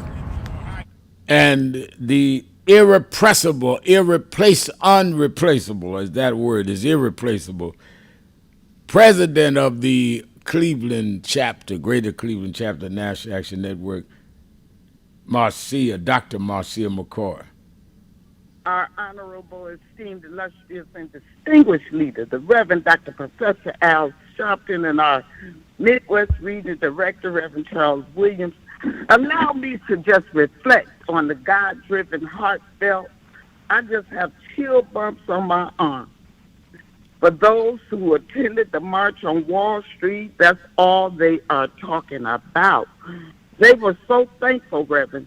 You stated that you didn't want anyone left behind. And we didn't leave anyone behind. So let me be clear with those listening. NAN needed 2 buses. We needed 2 buses. Reverend Al Sharp, the National Action Network, took care of one bus.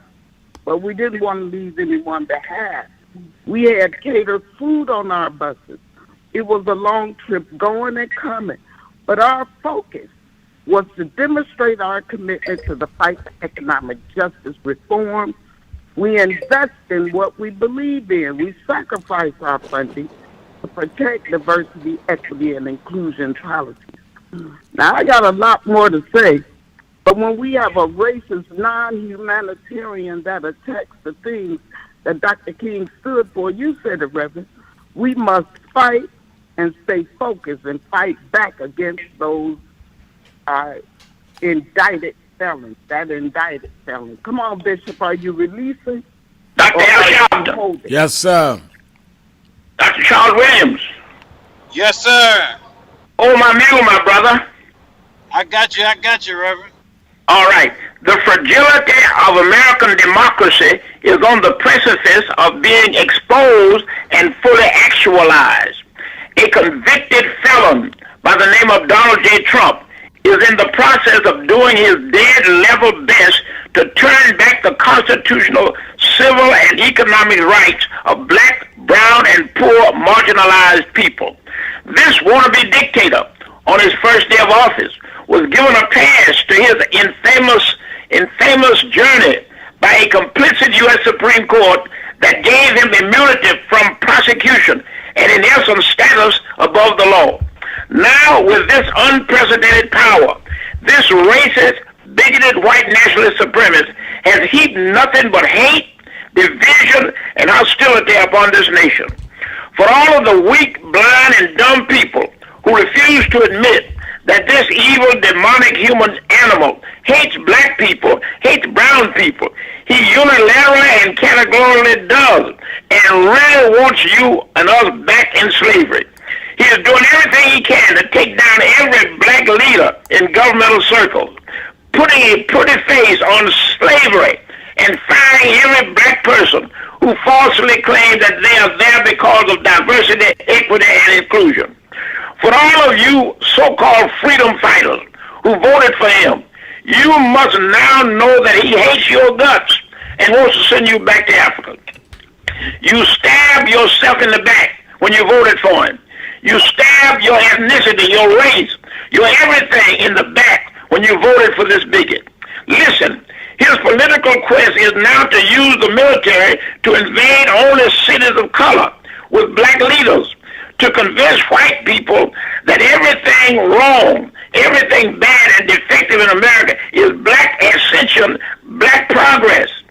This man does not want a democracy where voting is according to each and every citizen. He wants white rule and will do everything he can to maintain apartheid. So in the name of righting every wrong in America, these black folks must be stopped and stymied. That's his testimony. The Central Park Five must be executed. President Obama was an illegal president and must be imprisoned for treason. Think about that. Good Nazis in Charlottesville, Virginia, weaponizing the governor to stifle all dissent and scare the hell out of any citizen who dares to stand against or oppose his autocratic and dictatorial policies and powers. The Supreme Court empowered him. The Republican majority in the Senate is silent and complicit.